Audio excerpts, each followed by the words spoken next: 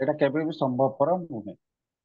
तेणु ସେଇଥିପାଇଁ କୁହା ହଉଛି ଯେ ଆମେ ଭୁଲ କର୍ମ କରୁ ମାନେ ଶାସ୍ତ୍ର ଅନୁମୋଦିତ କର୍ମ କରୁ ବା ଶାସ୍ତ୍ର ଅନୁମୋଦନ ବିନା କର୍ମ କରୁ। ବୁଝିଲା। ତେଣୁ ଯାହା କିଛି ବି ଆମେ କରୁ ସେଥିରେ ଇଏ ପାଞ୍ଚଟି ତତ୍ଵ ସବୁବେଳେ ରହିଛି, ପାଞ୍ଚଟି ଉପାଦାନ ନିଶ୍ଚିତ ଭାବରେ ରହିବ। ତେଣୁ ଏଗୁଡକୁ ଆମେ ତ୍ୟାଗ କରିପାରିବା ନାହିଁ। ହେଲା। ହୁଁ, ଆଜ୍ଞା। ପରବର୍ତ୍ତୀ ଶ୍ଲୋକ।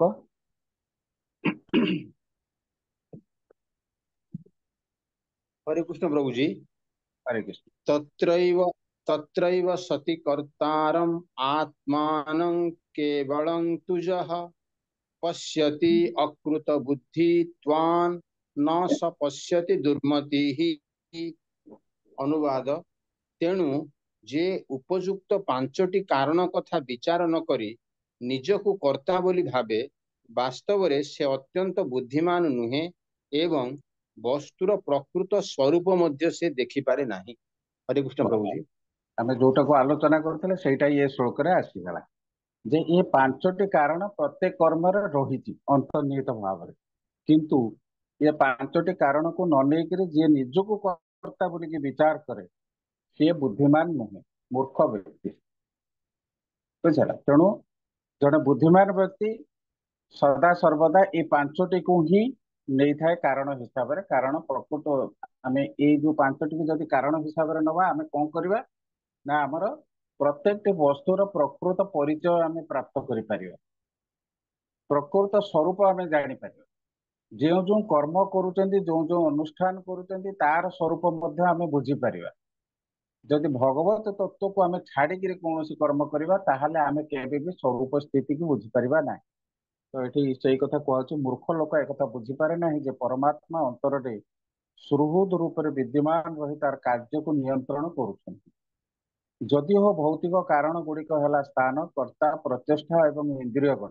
କହୁଥିଲି ଚାରୋଟି କିଛି ଆମେ ବିଚାରକୁ ନିଅନ୍ତି ସାଧାରଣତଃ, କାରଣ ଏ ଚାରିଟା ହଉଛି ଭୌତିକ। ତେଣୁ ଏ ଚାରୋଟିକୁ ସମସ୍ତେ ମାନି ନିଅନ୍ତି, ତଥାପି ଅନ୍ତିମ କାରଣ ହେଲେ ପରମ ପୁରୁଷ ଭଗବାନ, ଅନ୍ତିମ କାରଣ। ତେଣୁ ବ୍ୟକ୍ତି କେବଳ ଚାରୋଟି ଭୌତିକ କାରଣ ଦେଖିବା ଉଚିତ ନୁହେଁ, ସେ ପରମ କାରଣକୁ ମଧ୍ୟ ବୁଝିବା ଦରକାର। କାରଣ ଭଗବାନ ସ୍ୱୟଂ ହଉଛନ୍ତି ସର୍ବ କାରଣର କାରଣ। ବୁଝିଲେ। ତେଣୁ ଆମେ ଯଦି ଭଗବାନଙ୍କୁ ଏଠି ତ୍ୟାଗ କରିଦେବା ତାହେଲେ ଆମ କାମ କେବେ ବି ପୂର୍ଣ୍ଣ ହବ ନାହିଁ କି ଆମେ ସଫଳ ମଧ୍ୟ ହେଇପାରିବା ନାହିଁ। ତେଣୁ ଭଗବାନଙ୍କ ଅନୁମୋଦନ ସେଠି ରହିବା ଆବଶ୍ୟକତା ଅଛି, କାରଣ ସେ ହିଁ ନିୟନ୍ତ୍ରଣ କର୍ତ୍ତା ଅଟନ୍ତି। ଯେ ପରମ ନିୟନ୍ତ୍ରଣକାରୀକୁ ଦେଖି ନପାରେ ସେ ନିଜକୁ ହିଁ କର୍ତ୍ତା ବୋଲିକି ବିଚାର କରେ। ବୁଝିପାରିଲେ। ଏଠି କ୍ଲିୟର କଟ୍ ଲେଖା ହେଇଛି, ଆଧାର ବୁଝିବାରେ ବି କିଛି ସେମିତି କ୍ଲିଷ୍ଟ ନାହିଁ ଯେ ଭଗବାନଙ୍କୁ ନିୟନ୍ତ୍ରଣ କର୍ତ୍ତା ରୂପରେ ବିଚାର ନ କରେ ସେ ନିଜକୁ ପ୍ରଭୁ ବୋଲିକି ବିଚାର କରେ। ମୁଁ କରୁଛି ଏ କାର୍ଯ୍ୟକୁ, ମୁଁ କରୁଛି ବୋଲି ସେ ବିଚାର କରେ। ତା ଭିତରେ ମୁଁ ମୋର ଭାବନା ଆସେ, ଦେହାତ୍ମ ବୁଦ୍ଧି ସମ୍ପନ୍ନ ଚିନ୍ତାଧାରା ତା ମନ ଭିତରେ ଉଦ୍ରେକ ହୁଏ। ବୁଝିଲା। ତେଣୁ ପ୍ରତ୍ୟେକ କାର୍ଯ୍ୟରେ ଭଗବାନଙ୍କର ଅନୁମୋଦନ ସଦା ସର୍ବଦା ରହିଛି ଏବଂ ଭଗବାନଙ୍କ ଅନୁମୋଦନ ବିନା କୌଣସି କାର୍ଯ୍ୟ ହେଇପାରିବ ନାହିଁ।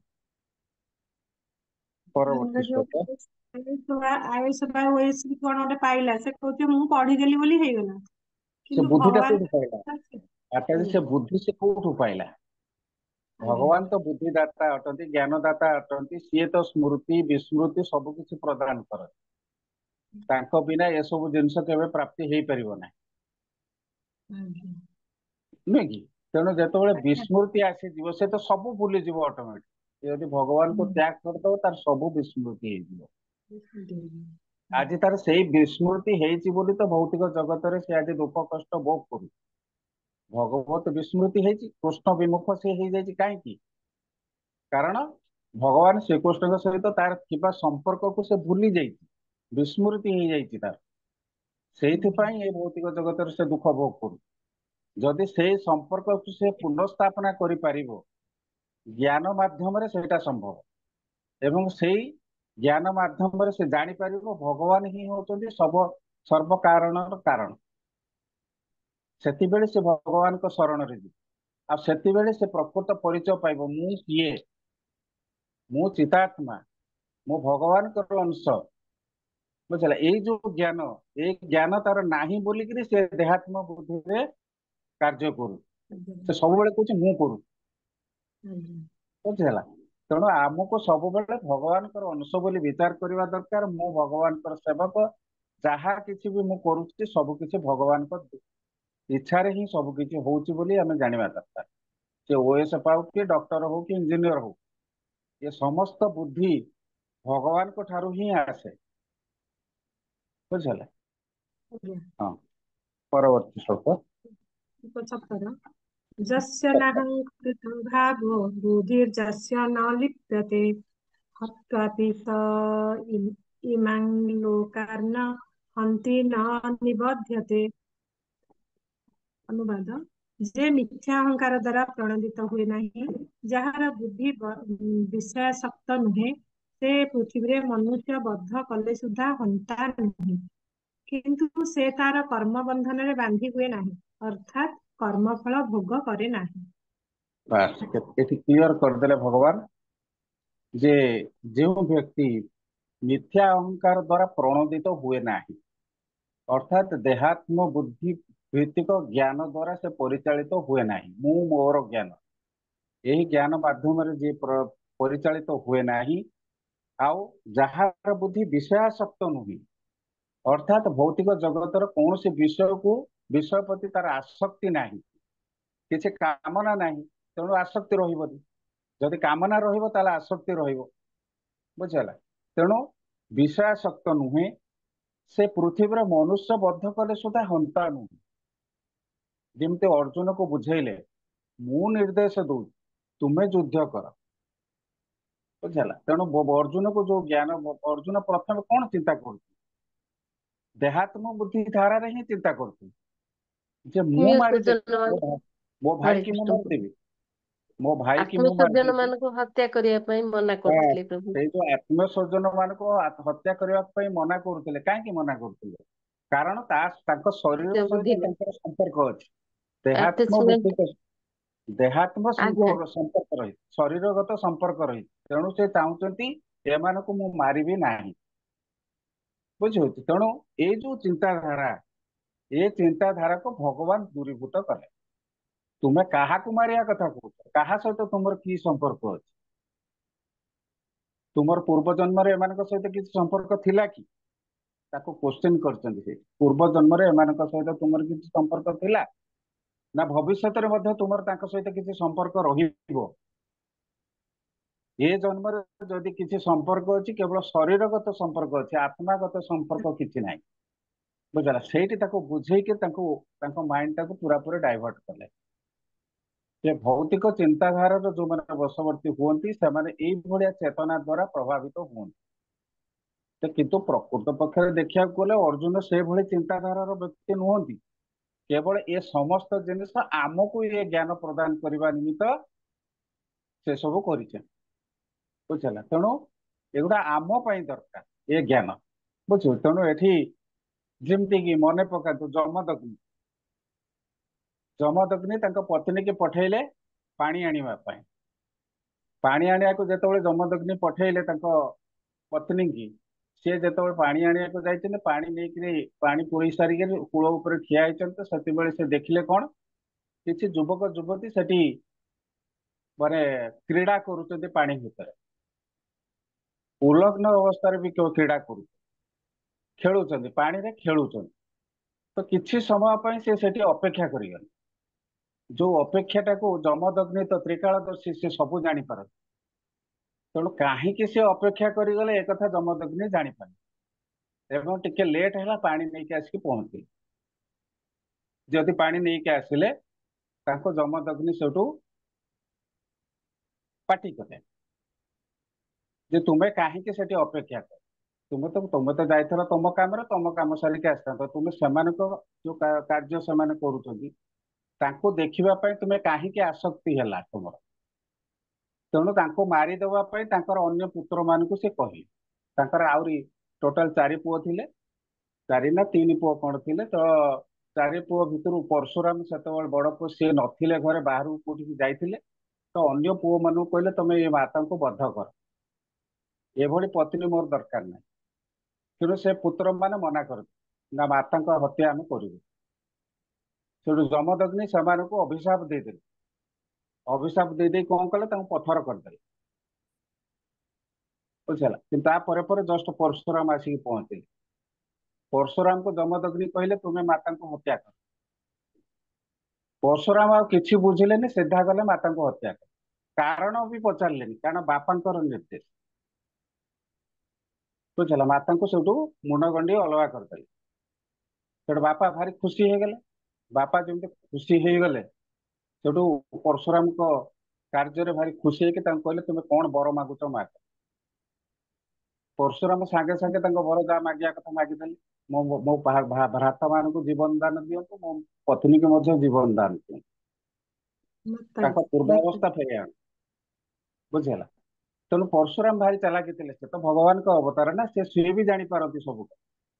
ତେଣୁ ଏଇଠି ପରଶୁରାମ ଯୋଉ କାର୍ଯ୍ୟ କଲେ, ସେଥିରେ ସେ ପାପରେ ଭାଗିଦାରୀ ହେଲେ କି? ହେଲେ ନାହିଁ। କାରଣ ଏଇଟା ପିତାଙ୍କର ଆଦେଶ ଥିଲା। ସେମିତି ଭାବରେ ଅର୍ଜୁନ ଯୋଉ କାର୍ଯ୍ୟ କଲେ, ଯୋଉ ବଦ୍ଧ କଲେ, ସେଠି କୃଷ୍ଣଙ୍କର ଆଦେଶ। ବୁଝିହେଲା। ସେମିତି ଭାବରେ ସେନାରେ ଯୋଉମାନେ କାମ କରୁଛନ୍ତି, ସେମାନଙ୍କୁ ଯୁଦ୍ଧ କରିବା ପାଇଁ ମାନେ ଜଗିଛନ୍ତି, ସେମାନେ ବର୍ଡର ଜଗିଛନ୍ତି। ତ ସେମାନଙ୍କୁ ଆଜି ଯୁଦ୍ଧ କରିବାକୁ ପଡିବ। ସେଥିରେ ଯଦି କାହାକୁ ବଦ୍ଧ କରିବାକୁ ପଡେ ଦେଶ ରକ୍ଷା ନିମିତ୍ତ, ତାହେଲେ ସେମାନେ ବି ପାପରେ ଭାଗିଦାରୀ ହେବେ ନାହିଁ।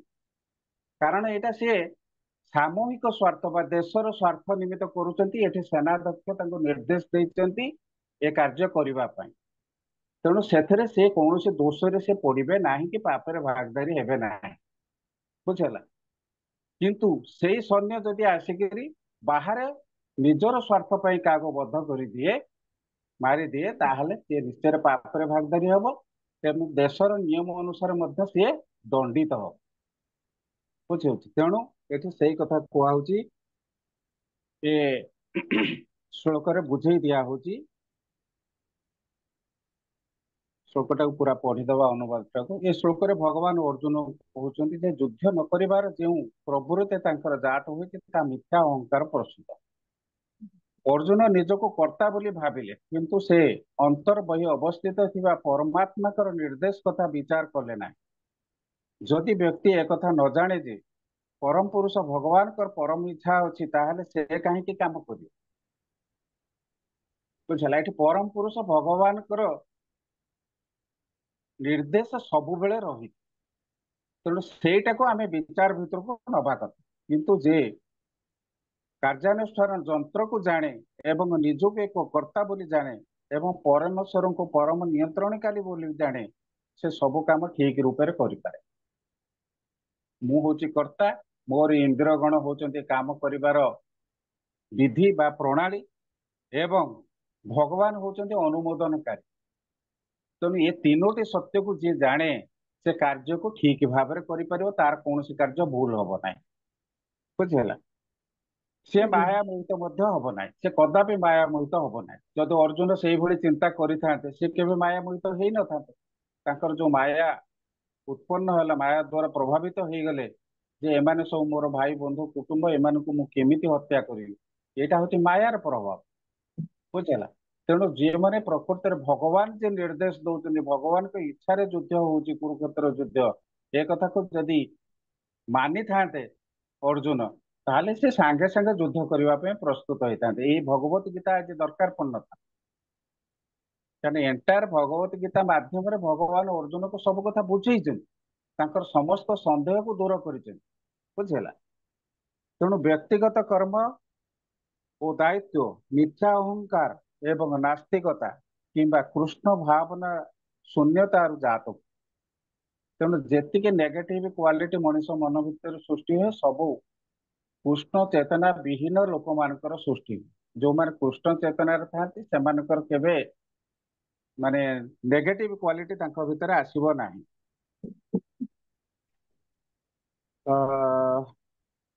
ଯେ ପରମାତ୍ମା ବା ପରମ ପୁରୁଷ ଭଗବାନଙ୍କ ନିର୍ଦ୍ଦେଶରେ କର୍ମ କରୁଛି, ସେ ଜୀବବଦ୍ଧ କଲେ ସୁଦ୍ଧା ସେ ହନ୍ତା ନୁହେଁ, ହତ୍ୟାକାରୀ ନୁହେଁ। ସେ ମଧ୍ୟ ଜୀବ ହତ୍ୟା ଦୋଷରେ ଦୋଷଦୁଷ୍ଟ ହୁଏ ନାହିଁ। ଯେତେବେଳେ ଜଣେ ସୈନିକ ତାର ଉପରିସ୍ଥ ହାକିମ ବା ସେନାଧ୍ୟକ୍ଷଙ୍କ ଆଦେଶରେ ଶତ୍ରୁକୁ ହତ୍ୟା କରେ, ସେତେବେଳେ ସେ ଦୋଷୀ ହୁଏ। କିନ୍ତୁ ଯେତେବେଳେ ସେ ସୈନିକ ନିଜ ସ୍ୱାର୍ଥ ସାଧନ ନିମିତ୍ତ ଅନ୍ୟକୁ ହତ୍ୟା କରେ ସେତେବେଳେ ସେ ନିଶ୍ଚୟ ଦୋଷୀ ବୋଲି ସାବ୍ୟସ୍ତ ହବ। ଏଇ ଗୋଟେ ଏକ୍ସାମ୍ପଲ ଏଠି ଶ୍ରୀଲ ପ୍ରଭୁପାଦ ଆମକୁ ଦେଇଛନ୍ତି। ତ ପରଶୁରାମ ତ ଯୋଉ ଯମଦଗ୍ନିଙ୍କ ଏକ୍ସାମ୍ପଲ ଟା ମୁଁ ପାଇଥିଲି ଆମ କ୍ଲାସରେ, ମୁଁ ପାଇଥିଲି ମୁଁ ଯେତେବେଳେ ପଢୁଥିଲି ସେତେବେଳେ ଏଇ ଏକ୍ସାମ୍ପଲ ଟା ଦିଆହେଇଥିଲା। ବୁଝିଲା, ତେଣୁ ଏ ସମସ୍ତ ଜିନିଷ ମାଧ୍ୟମରେ ଆମେ ବୁଝିପାରୁଛନ୍ତି ଯେ ଯେତେବେଳେ ଉପରିସ୍ଥ ଅଧିକାରୀ ଜଣେ ଆମକୁ ଅର୍ଡର ଦଉଛନ୍ତି ବା ଉପଦେଶ ଦଉଛନ୍ତି ସେଇ ଅନୁସାରେ ହିଁ ଆମେ କାମ କରିବା ଦରକାର, ଯାହା ଫଳରେ ଆମେ କେବେ ଦୋଷୀ ହବା ନାହିଁ। ଆମେ ଦୋଷୀ ହବାନି, ଆମେ କୌଣସି ପାପରେ ଭାଗଧାରୀ ହବା ନାହିଁ। ବୁଝିଲା, ପରବର୍ତ୍ତୀ ଶ୍ଲୋକ। ତ ଏଇ ନିଶ୍ଚୟ ପ୍ରଭୁ। ରୁହନ୍ତୁ ରୁହନ୍ତୁ ଆଚ୍ଛା ପ୍ରଭୁ, ଟିକେ ଏଇ ଯୋଉ ଆମର ଯୋଉ ଆଜ୍ଞା। ପ୍ରଭୁ ଆପଣ ଯୋଉ କହିଲେ ଯୋଉ ଆପଣ ଯୋଉ କହିଲେ ଯୋଉ ଯମଦଗ୍ନିଙ୍କ ସ୍ତ୍ରୀ ଯୋଉ ରେଣୁକା, ସିଏ ହୁଁ। ଯୋଉ ଯୁବକ ଯୁବତୀ ଦେଖିଥିଲେ ନା ସେ ୟାଙ୍କୁ ଦେଖିଥିଲେ? ସେ ଜାମଳା ଅର୍ଜୁନଙ୍କୁ ଦେଖିଥିଲେ ବାଟରେ? ନା ନା ନା ନା ନା, ଜାମଳା ଅର୍ଜୁନକୁ ନାରଦ ମୁନି ଦେଖିଥିଲେ। ଜାମଳା ଅର୍ଜୁନ ଆଜ୍ଞା ଜାମଳା ନାରଦ ଅର୍ଜୁନକୁ ନାରଦ ମୁନି ଦେଖିଥିଲେ। ନାରଦ ମୁନି ତାଙ୍କୁ ଅଭିଶାପ ଦେଇଥିଲେ। ସେଥିପାଇଁ ଦି ଜଣ ଗଛ ସିଏ ଜାମଳା ବୃକ୍ଷ ଅର୍ଜୁନ ହେଇଯାଇଥିଲେ ରୂପରେ ପ୍ରଭୁ। ହେଇଥିଲେ ନା, ସିଏ ହଁ ସିଏ କୁବେରଙ୍କର ପୁତ୍ର। କୁବେରଙ୍କର ଆଜ୍ଞା ପୁତ୍ର ଦି ଜଣ, ସିଏ ଆସିକିରି ଇଏ କରୁଥିଲେ, ଜଳ କ୍ରୀଡା କରୁଥିଲେ। ଆଜ୍ଞା। ତ ଏଠି ଆପଣ ମାନେ ଗୋଟେ ଜିନିଷ ଲେଖନ୍ତୁ, ମୁଁ ଆପଣଙ୍କୁ କହିଦଉଛି। ଯୋଉ କର୍ମ ସମଷ୍ଟି ବିଷୟରେ ଆମେ ପଢିବା, ଏଇ ଏଇ ଯୋଉ ଶ୍ଲୋକ ମାନେ 18 ନମ୍ବର ଶ୍ଲୋକରେ ଆମେ କର୍ମ ସମଷ୍ଟି ବିଷୟରେ ଗୋଟେ ଜ୍ଞାନ ଆହରଣ କରିବା। ଇଏ ଯେତେ ସବୁ କଥା ଆମେ ଆଲୋଚନା କଲେ, ପାଞ୍ଚଟି କାରଣ ଭିତରେ ଅନେକ ଯୋଉ ତତ୍ଵ ସବୁ ରହିଲା, କିଭଳି ଭାବରେ ଆମେ କର୍ମ କରନ୍ତି, ସେ ସବୁ ଜିନିଷକୁ ନେଇକିରି ଆମର ତାକୁ କୁହାଯାଏ କର୍ମ ସମଷ୍ଟି ବା କର୍ମ ସଂଗ୍ରହ। ବୁଝିହେଲା? ତେଣୁ ଏଇ କର୍ମ ସଂଗ୍ରହ କଣ, ସେଇ ଜିନିଷଟାକୁ ଆପଣ ତାର ଉପାଦାନ କଣ ସେ ବିଷୟରେ ଆପଣ ଯଦି ଲେଖିବେ, ମୁଁ ଟିକେ ଡାକିଦେବି, ମାନେ ତାର ଗୋଟେ ଫିଗର କରିକି ଲେଖିବେ। ତ ଏଠି କୌଣସି କଥା ତା ଭିତରେ ନାହିଁ। ତାକୁ ବୁଝିବା ଦରକାର ଯେ କର୍ମ ସମଷ୍ଟି ବା କର୍ମ ସମ୍ପାଦିତ ହେବା ନିମିତ୍ତ ଏ ତିନୋଟି ହଉଛି ମୁଖ୍ୟ ଜିନିଷ, ଉପାଦାନ। ଲେଖନ୍ତୁ, ପ୍ରଥମେ ହେଡିଙ୍ଗ ଟା ଲେଖି ଦିଅନ୍ତୁ, କର୍ମ ସମଷ୍ଟି। କର୍ମ ସମଷ୍ଟିକି ତିନି ଭାଗରେ ବିଭକ୍ତ କରି ହେଲା। ସେ ତିନି ଭାଗରେ ବିଭକ୍ତ କରି ତା ଦେହରେ ଲେଖନ୍ତୁ, ପ୍ରଥମଟି ହେଲା କାରଣ। ସେଟା ଆମେ 13 ନମ୍ବର ଶ୍ଲୋକରେ ପଢିଛନ୍ତି, କାରଣ। କାରଣ। ହୁଁ।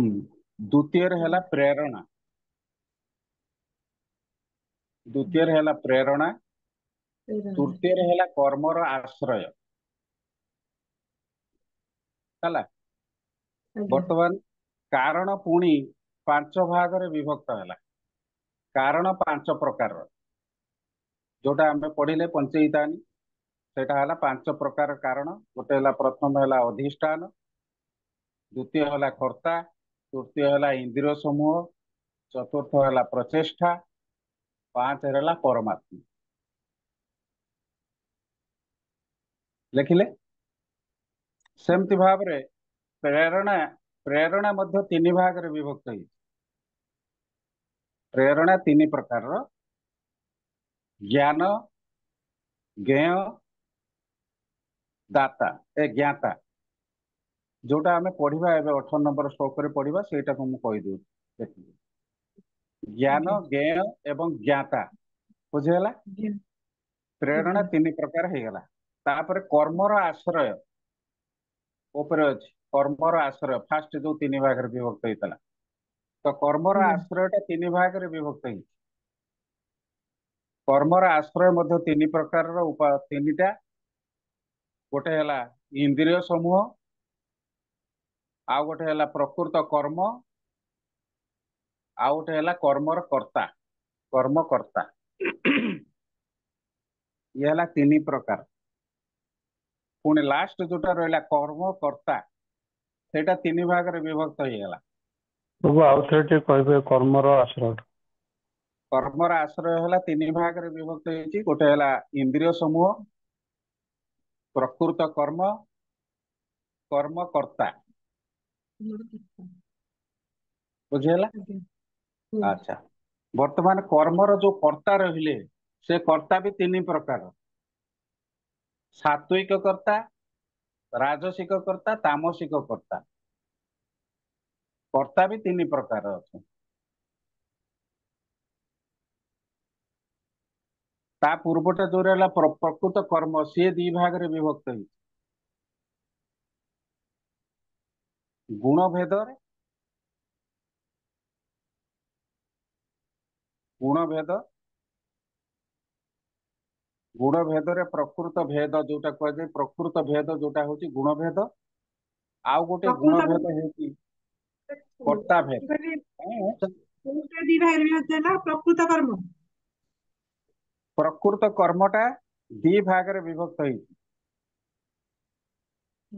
କଣ କହିଲେ ଆଉ ଥରେ ଟିକେ କହିଦିଅନ୍ତୁ। ପ୍ରକୃତି ଭେଦରେ ଆଜ୍ଞା।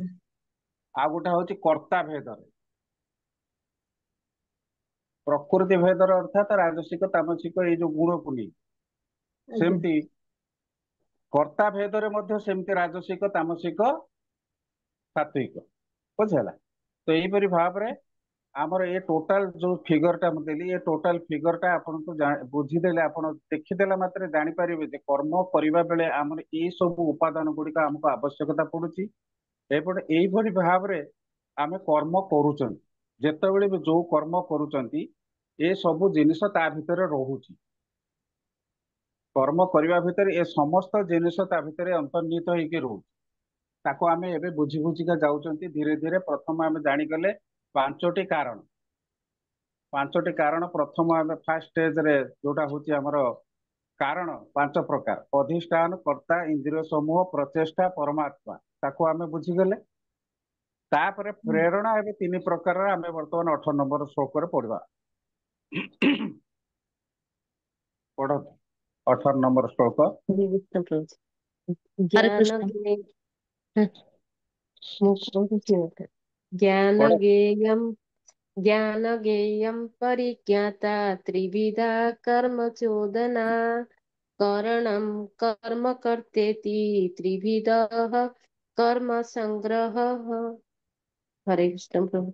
ज्ञान, ज्ञानर लक्ष्य ଏବଂ ଜ୍ଞାତା, ଏ ହେଉଛି ତିନୋଟି କଥା ଯାହା କର୍ମ କରିବାକୁ ପ୍ରେରଣା ଦିଏ। ଇନ୍ଦ୍ରିୟଗଣ, କର୍ମ ଏବଂ କର୍ତ୍ତା ଏହିମାନେ କର୍ମର ତିନୋଟି ଆଧାର ଅଟନ୍ତି। ଆଧାର ହରେ ଅଟନ୍ତି। ହରେ କୃଷ୍ଣ।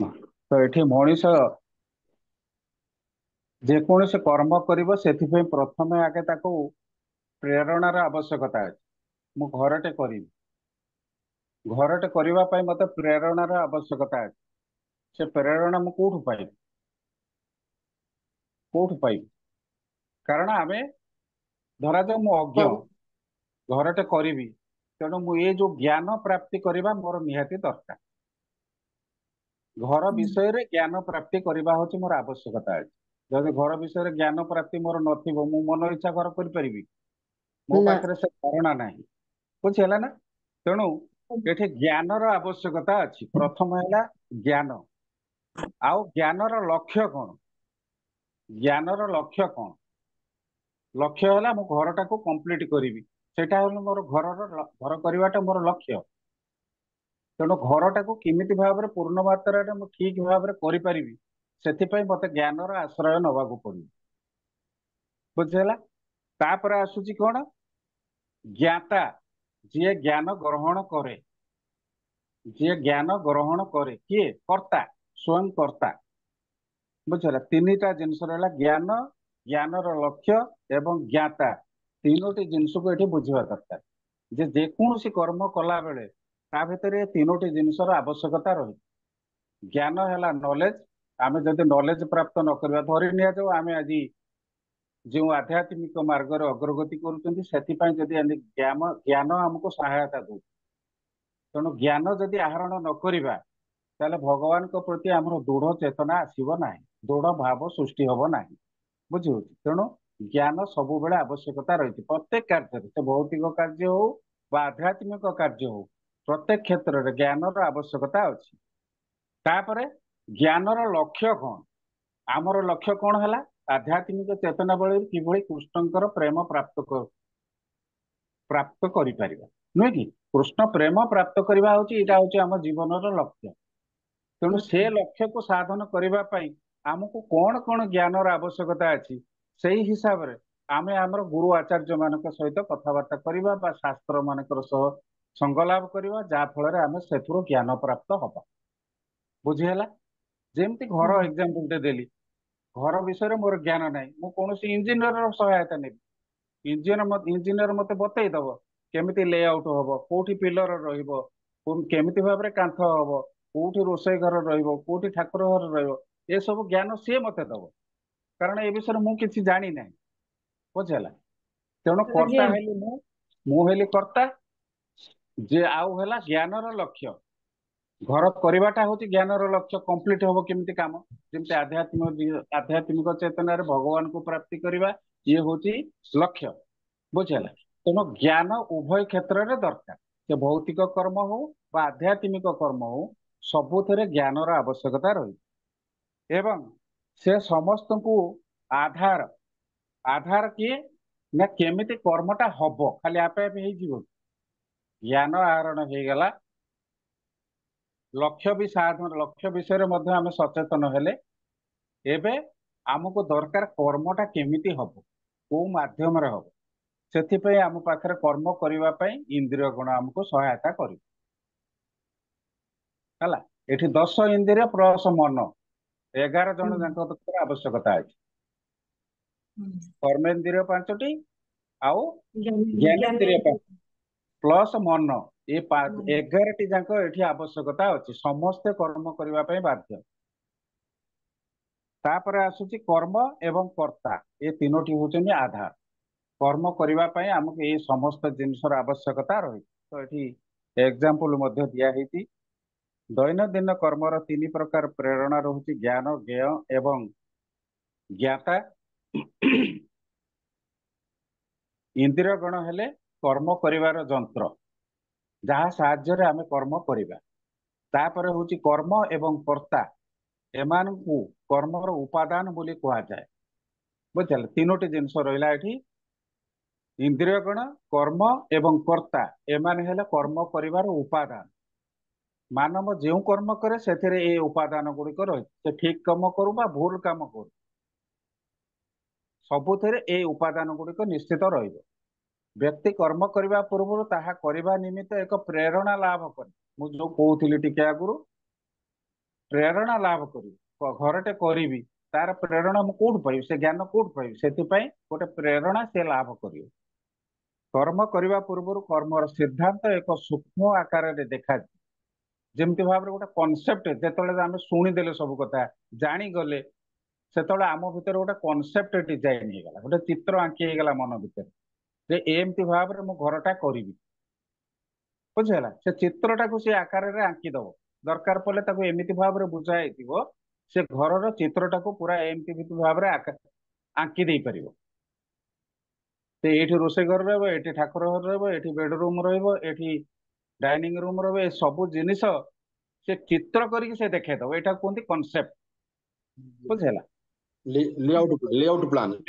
हाँ से लेआउट प्लान टा प्लान मन भीतर छवि आकार रही जाए से जो प्लान टा छवि आकार मन भीतर रही जाए हाँ सेटा है कर्मर प्रेरणा से प्राप्त करे तो प्रथम व्यक्ति कर्म करने पूर्व किपरि कर्म करिवो कौन हेब यही भाव तार मानस राज्य देखा दी मन भीतर से चिंता तार आसी जाए केमिति कर्मटा को पूरा मात्रा करि अर्थात से प्रथमे चिंता करे तार एक भाव जात हुए एवं कर्म करने को से इच्छा पोषण करे से जिनसटा को मनस्तात्विक चिंताधारा ये जिनस मानस पटरे प्रथम आसे मन भितर प्रथम आपण जिते जहाँ भी करती मन भितर देखिए आगे तार कनसेप्टा डिजाइन हो से मर्डर भी होता जड़े मर्डर करने को जाऊँगी माने सी भी चिंता करे मुझे भाव में ये बाट देखिए से आसूसी तो यही बाटर मु गले तार मोर यही जगह देखा मुझे मर्डर से भी प्लान करनी तो प्लान टा सब बेले अच्छी से ठीक काम हो बेठिक काम हो बुझिपारे तापर वास्तव में कर्म करने जो श्रद्धा व विश्वास ताहा ही हूँ ज्ञान ताहा कर्म करिवार प्रेरणा प्रदान जदि ताहा शास्त्र मिलुए बा गुरु उपदेश मिलुए जदि ठीक प्रेरणा मिली एवं कर्ता प्रस्तुत अच्छी ताहले इंद्रिय गण साहाय्य वास्तव कर्म कर दिया जाए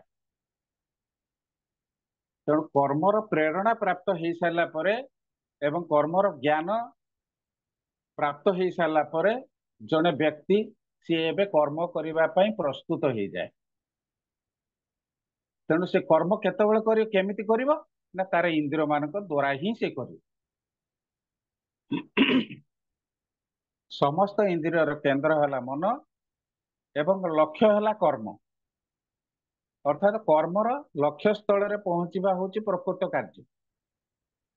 କର୍ମକୁ ଆମେ ଲକ୍ଷ୍ୟ ସ୍ଥଳରେ ନେଇକରି ପହଞ୍ଚେଇବା, ଅର୍ଥାତ୍ ଆମ ଚିନ୍ତାଧାରାକୁ ନେଇକି ଶେଷ ସ୍ତରରେ ପହଞ୍ଚିବା ହଉଛି ପ୍ରକୃତ କର୍ମର ସାଫଲ୍ୟତା ବା ସିଦ୍ଧି ପ୍ରାପ୍ତ ଅବସ୍ଥା।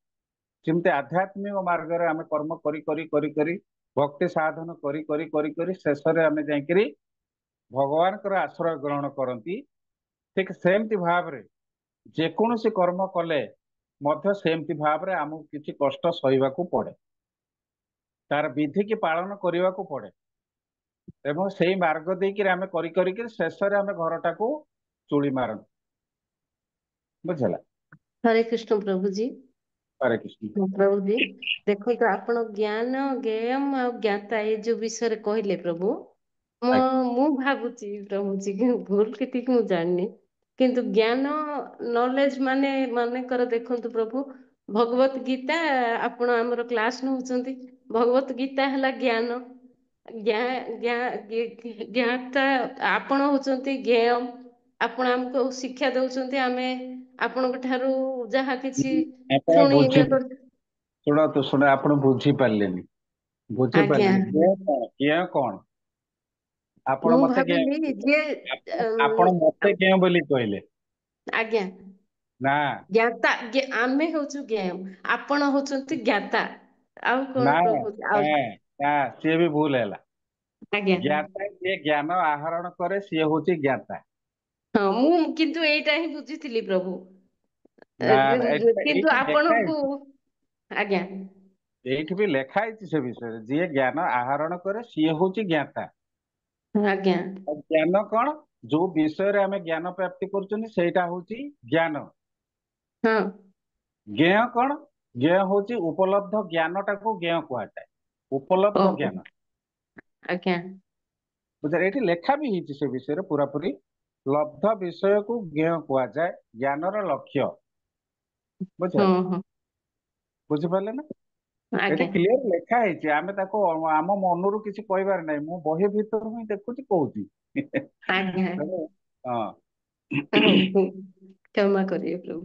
ନା ନା କିଛି ନାହିଁ, ଯଦି ଶୁଣି ଦେଇଛନ୍ତି ତା ସେଇଟା ବି ଆମେ ବେଳେ ବେଳେ ଏମିତି ବି ଶୁଣି ନିଅନ୍ତି, କିଏ କୋଉଠି କଣ କହିଦେଲା, ତାକୁ ବି ବେଳେ ବେଳେ ଆମ ମନ ଭିତରକୁ ସେଇଟା ଛବି ଆକାରରେ ପଳେଇ ଆସେ, ମନେ ରହିଯାଏ। କିନ୍ତୁ ପ୍ରକୃତ କଥା ସେତେବେଳେ ଆମର ଭୁଲଟା ଆମେ ବୁଝିବା କେତେବେଳେ, ଯେତେବେଳେ ଆମେ ଶାସ୍ତ୍ର ପ୍ରମାଣ ପାଇବା, ସେଇ ତା ଦ୍ୱାରା ଆମେ ଭୁଲ ଆମର ଠିକ ହେଇଯିବ। ହରି ତେଣୁ ଆମେ ଯେକୌଣସି କର୍ମ କରନ୍ତି, ତିନୋଟି ସ୍ତରରେ କର୍ମ କରନ୍ତି, ଗୋଟେ ବାଚିକ ସ୍ତର, ଗୋଟେ ମାନସିକ ସ୍ତର ଏବଂ ଦୈହିକ ସ୍ତର। ହେଲା? ତ ଆଜ୍ଞା ତିନୋଟି ସ୍ତରରେ ଆମେ କାମ କରନ୍ତି, ସେ ବିଷୟରେ ମଧ୍ୟ ଆମେ ପଢିବା ଆଗକୁ, ଯେ କିଭଳି ଭାବରେ ବାଚିକ ସ୍ତରରେ ଆମେ କଥାବାର୍ତ୍ତା ମାଧ୍ୟମରେ କର୍ମ କରନ୍ତି, ଆଉ ମାନସିକ ସ୍ତରରେ ମଧ୍ୟ କର୍ମ କରନ୍ତି, ଏବଂ ଦୈହିକ ସ୍ତରରେ ଶାରୀରିକ ସ୍ତରରେ ମଧ୍ୟ କର୍ମ କରନ୍ତି। ତିନି ପ୍ରକାରରେ ଆମେ କର୍ମ କରିଥାନ୍ତି। ତେଣୁ ଏଇ ଯୋଉ ତିନି ପ୍ରକାର କର୍ମ କରନ୍ତି, ଏ ତିନି ପ୍ରକାରରେ ମଧ୍ୟ ଆମେ ଫଳ ପ୍ରାପ୍ତି ବି କରନ୍ତି। ତିନି ପ୍ରକାର କର୍ମରେ ମଧ୍ୟ ଫଳ ପ୍ରାପ୍ତି କରନ୍ତି। ଆମେ ଭାବନ୍ତି କଣ, ମୁଁ ମନେ ମନେ ଏ କଥା ଚିନ୍ତା କରୁଛି, ଗୋଟେ ଭୁଲ କଥାଟାକୁ ଚିନ୍ତା କରୁଛି, ଖରାପ କଥାଟାକୁ ଚିନ୍ତା କରୁଛି, ଆର ମତେ ପ୍ରତିଫଳ ବୋଧେ ମିଳିବ ନାହିଁ। ନା, ଆପଣ ମାନସିକ ସ୍ତରରେ ବି ଯାହା ଆପଣ କରିବେ ତାର ଫଳ ଆପଣ ଭୋଗ କରିବେ। ହରେ କୃଷ୍ଣ ପ୍ରଭୁଜୀ, ଦଣ୍ଡ ହରେ କୃଷ୍ଣ। ପ୍ରଣାମ। ବାଚସ୍ପତିକ ସ୍ତର, ମାନସିକ ସ୍ତର, ଆଉ ଗୋଟେ କଣ ତିନିଟା ସ୍ତରର ଦିଟା ସ୍ତର ଦୈହିକ ଲେଖା ଦୈହିକ ଦୈହିକ ଶାରୀରିକ ଦୈହିକ। ଆଚ୍ଛା ଶାରୀରିକ ସ୍ତର। ହଁ ଆମେ ଶରୀର ଦ୍ଵାରା ତ ସବୁ, ଆମେ ଇନ୍ଦ୍ରିୟ ମାନଙ୍କ ଦ୍ଵାରା ଯୋଉ କର୍ମ କରୁଛନ୍ତି ଶରୀର ଦ୍ଵାରା ହିଁ କରୁଛନ୍ତି, ତ ଶରୀର ଦ୍ଵାରା ଆମେ କର୍ମ କରିକି ତା ଫଳ ବି ପାଉଛନ୍ତି। କିନ୍ତୁ ବେଳେ ବେଳେ ଭୁଲ କଥାଟେ କହିଦିଅନ୍ତି, କାହାକୁ ରାଗିକିରି ଯାଛାଦେକିରି ପାଟିତୁଣ୍ଡ କରିଦିଅନ୍ତି, ତାର ବି ଫଳ ଆମେ ଭୋଗ କରନ୍ତି କଥାବାର୍ତ୍ତା ମାଧ୍ୟମରେ, ସେଟା ବାଚିକ ହେଇଗଲା। ମାନସିକ ମାନସିକ ଚେତନା ମଧ୍ୟରେ ଯଦି ଆମେ ବି ଅନେକ କାର୍ଯ୍ୟ କରନ୍ତି, କାର୍ଯ୍ୟ କରନ୍ତି ମାନେ ଭାବନ୍ତି, ସେଟାକୁ ତ ରୂପାୟନ ଦେଇପାରନ୍ତିନି, କିନ୍ତୁ ଭାବନ୍ତି ସେ ବିଷୟରେ। Por la Oslo. Niti କରିନି ବା ଆଇ ପିଛେଲା ଆୱାର ଦେଇ ଦେଇଛି ତେଣୁ ବୁଝିପାରିଲେନି। ମାନସିକ ସ୍ତରରେ ବି ଯୋଉ କାର୍ଯ୍ୟ ଆମେ କର୍ମ କରନ୍ତି ତାର ବି ଫଳ ଆମକୁ ଭୋଗ କରିବାକୁ ପଡେ। ତେଣୁ ସେଇଥିପାଇଁ କର୍ମ କଲା ବେଳେ ସବୁବେଳେ ଭାରି ମାନେ କର୍ମ ଏଇ ଯୋଉ ଆମେ ପଢୁଛନ୍ତି ଏ ସମସ୍ତେ ଏଇ ଅଷ୍ଟାଦଶ ଅଧ୍ୟାୟରେ ଆପଣ ମନେ ରଖନ୍ତୁ ଏ ସମସ୍ତ ଜିନିଷ ହଉଛି ପୂର୍ବ ଅଧ୍ୟାୟ ମାନଙ୍କର ସମରି, ଆଉ କିଛି ନୁହେଁ। କର୍ମ ଯୁଗରେ ଏ ସମସ୍ତ ବିଷୟ ବର୍ଣ୍ଣନା ହେଇଛି, କିନ୍ତୁ ତାକୁ ଆଉ ଟିକେ ସମରାଇଜ କରିକିରି ଏଠି ଭଗବାନ ଆମକୁ ବୁଝଉଛନ୍ତି। ବୁଝିହେଲା? ତେଣୁ ଭାଇ ଏ ଯୋଉ କର୍ମ କରିବା ସମୟରେ ଆମେ ଯଦି ସତର୍କ ନ ରହିବା, ଆମେ ଭାବିବା ମୁଁ ମାନସିକ ସ୍ତରରେ ଏଇ କର୍ମ କରୁଛି ତେଣୁ ମୋର କିଛି କ୍ଷତି ହବନି, ମୁଁ ମନେ ମନେ ଭାବୁଛି ନା ଆଉ ଏଇଟା କଣ ମୁଁ କର୍ମ କଲିଣି ନା ତା ଦ୍ଵାରା ମୋର କ୍ଷତି ହବ ନା। ହରେକୃଷ୍ଣ ପ୍ରଭୁଜୀ, ଏଇଟା କେମିତି ଇଏ ହବ ପ୍ରଭୁଜୀ? ମାନସିକ ସ୍ତରରେ ଯୋଉଟା ଚିନ୍ତନ ଆସୁଛି ସେଟାକୁ ହୁଁ। କେମିତି ଆମେ ଡାଇଭର୍ଟ କରିବା ପ୍ରଭୁଜୀ? ଦେଖନ୍ତୁ କୃଷ୍ଣ ଚେତନା ବିଷୟରେ ତ ଆମେ ପଢି ପଢିକା ଚାଲିଛୁ। କେବଳ ଏକମାତ୍ର ମନଟାକୁ ଯଦି ଭଗବାନଙ୍କର ପଦାର ବିନ୍ଦୁରେ ଲଗେଇକି ରଖିବା ଅବିଲା ଆପେ ଆପେ ସବୁବେଳେ ନିତ୍ୟ ନିତ୍ୟ ଭଗବାନଙ୍କ ସେବାରେ ନିୟୋଜିତ ହେଇକି ରହିବା, ତାହେଲେ ମନ ଆଉ ସୁଯୋଗ ପାଇବନି ଅଲଗା କଥା ଚିନ୍ତା କରିବା ପାଇଁ। ପ୍ରଭୁଜୀ ହଉଛି ବେଳେ ବେଳେ କିନ୍ତୁ ଭଟକି ଯାଉଛି ମନ।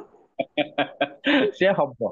ଆମେ ପା ଆମର କଣ ଏଇ ଜନ୍ମରେ କେବଳ ଆମେ କରୁଛନ୍ତି, ଭକ୍ତି ଆମର ପୂର୍ବ ଜନ୍ମରୁ ଟିକେ ଟିକେ ଆରମ୍ଭ ହେଇଥିଲା, ତେଣୁ ଏ ଜନ୍ମରେ ତାକୁ ଆଉ ଟିକେ ଅଧିକା ହବ। ବୁଝିହେଲା? ଆଉ କିନ୍ତୁ ଭୌତିକ ସଂସ୍ପର୍ଶ ଯୋଉଟା, ସେ ଭୌତିକ ସଂସ୍ପର୍ଶ କୋଉ କୋଉ କୋଉ ଜନ୍ମରୁ ଆମର ରହିଛି, ଅନେକ ଜନ୍ମରୁ ଭୌତିକ ସଂସର୍ଗ ରହିଛି। ତେଣୁ ଏଇଟା କଣ ଏତେ ଶୀଘ୍ର ଆମ ପାଖରୁ ଚାଲିଯିବ ନା? ତେଣୁ ଧୀରେ ପ୍ରଭୁଜୀ ଧୀରେ ଧୀରେ ଧୀରେ ଆମେ ଚଞ୍ଚଳ ଶୁଦ୍ଧତା। ମନ, ପ୍ରଭୁଜୀ ଏଇ ଯୋଉ କହୁଛନ୍ତି ଚଞ୍ଚଳ ମନ କୃଷ୍ଣ, ତା ମାନେ ଭଗବାନଙ୍କ ପାଖରେ ସବୁବେଳେ ମନ ଲଗେଇଲେ ମନଟାକୁ ସେଟା ହଁ କଣ୍ଟ୍ରୋଲ ଆପେ ହବ।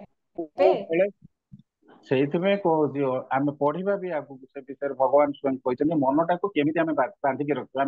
ଆମେ ଏଥିରେ ବି ପଢିଥିଲେ, ଅଲରେଡି ପଢିଛନ୍ତି ସେ ବିଷୟରେ, ବୈରାଗ୍ୟ ଏବଂ ଆଉ ଗୋଟେ କଣ ପ୍ରାକ୍ଟିସ। ପ୍ରାକ୍ଟିସ ଏବଂ ବୈରାଗ୍ୟ ଏ ଦୁଇଟି ଦ୍ଵାରା ତାକୁ କଣ୍ଟ୍ରୋଲ କରିହବ। ଘୋଡାଟା ପ୍ରଭୁ ଲଗାମ ତାହେଲେ ଛଡା ମାନେ ହେଇଛି।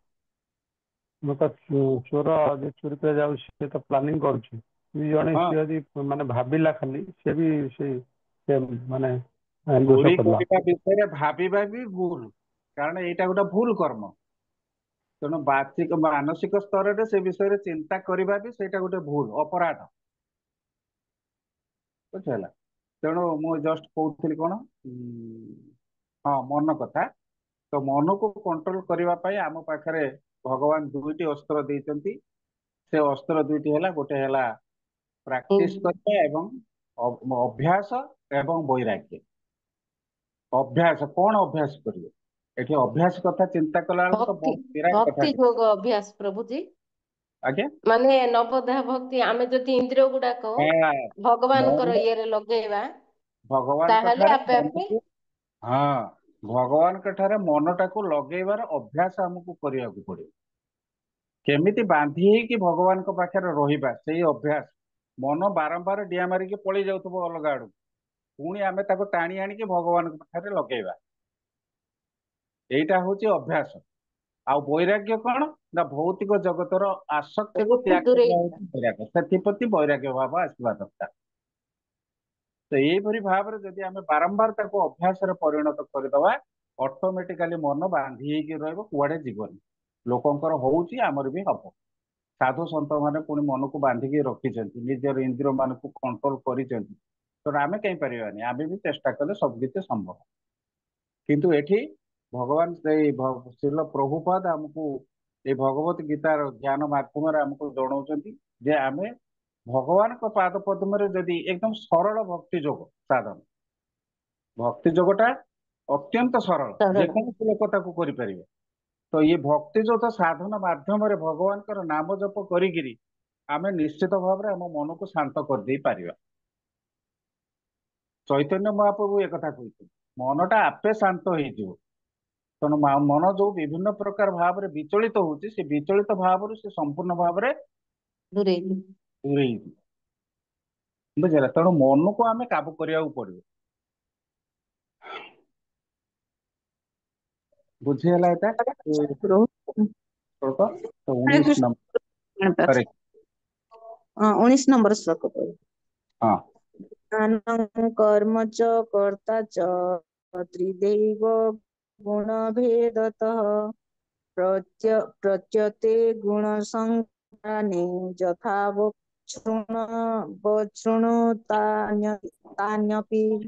अनुवाद। भूत प्रकृतिर त्रिगुण अनुଯାयी ज्ञान, कर्म एवं कर्मानुष्ठान ତିନି ପ୍ରକାର ଅଟେ। ସେଗୁଡ଼ିକ ସମ୍ବନ୍ଧରେ ମୁଁ ଯାହା କହୁଛି ଶୁଣ। ହରେ କୃଷ୍ଣ ପ୍ରଭୁ। हरे कृष्ण।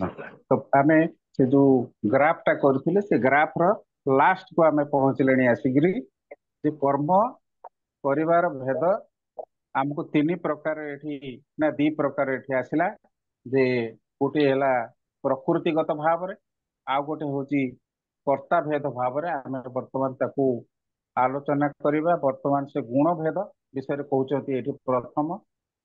तो गुण भेद विषय कौन भगवान कहिबे से विषय रे आमे सुनिबा जे भूत प्रकृतिर त्रिगुण अनुଯାयी ज्ञान, कर्म एवं कर्म अनुष्ठान तीन प्रकार। आम पाखरे जो ज्ञान अछि सात्विक ज्ञान। आमे जो ज्ञान माध्यम धर भगवान को हम भल पाउछु बा भगवान को सेवा करूचंती एटा होछि सात्विक ज्ञान। किंतु जण राजसिक ज्ञान से भगवान को केबे ग्रहण करिवो नाही कि भगवान को सेवा निज करिवो सेल्फ नाही। एन्जॉयमेंट एटा है से राजसिक निजर ज्ञान। ये से ही तार चाहिए केवल प्रभु। सेल्फ इंद्रिय सुख भोग को से प्राधान्य दब।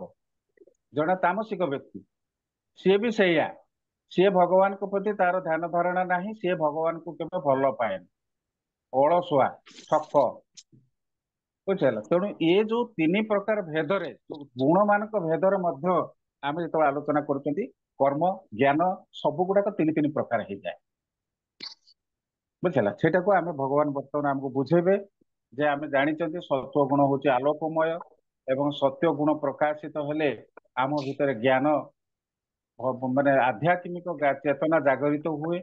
आम से भगवत ज्ञान रे पूरा अधिष्ठित हो जाती भगवान को सेवारे नियोजित हो जाती एवं भगवत ज्ञान आहरण करने आम मन भीतर इच्छा प्रकाशित हो जाए बुझला। तेणु सात्विक ज्ञान एगुड़ा हूँ सब लक्षण। किंतु राजसिक ज्ञान लक्षण कौन ना से केवल कामना वासना द्वारा से प्रपीड़ित केवल कामना वासना। तो से विषय वर्तमान गुण भेद भाव रे भगवान समस्त विषय वर्तमान वर्णना करेंगे जे 20 नंबर श्लोक वर्तमान से विषय कहते जन पढ़ंतु। हरे कृष्ण प्रभु जी दंडवत प्रणाम। श्लोक नंबर 20। सर्वभूतेषु जैनेकं भावमव्ययमीक्षते अविभक्तं विभक्तेषु तज्ज्ञानं विद्धि सात्विकम्। अनुवाद।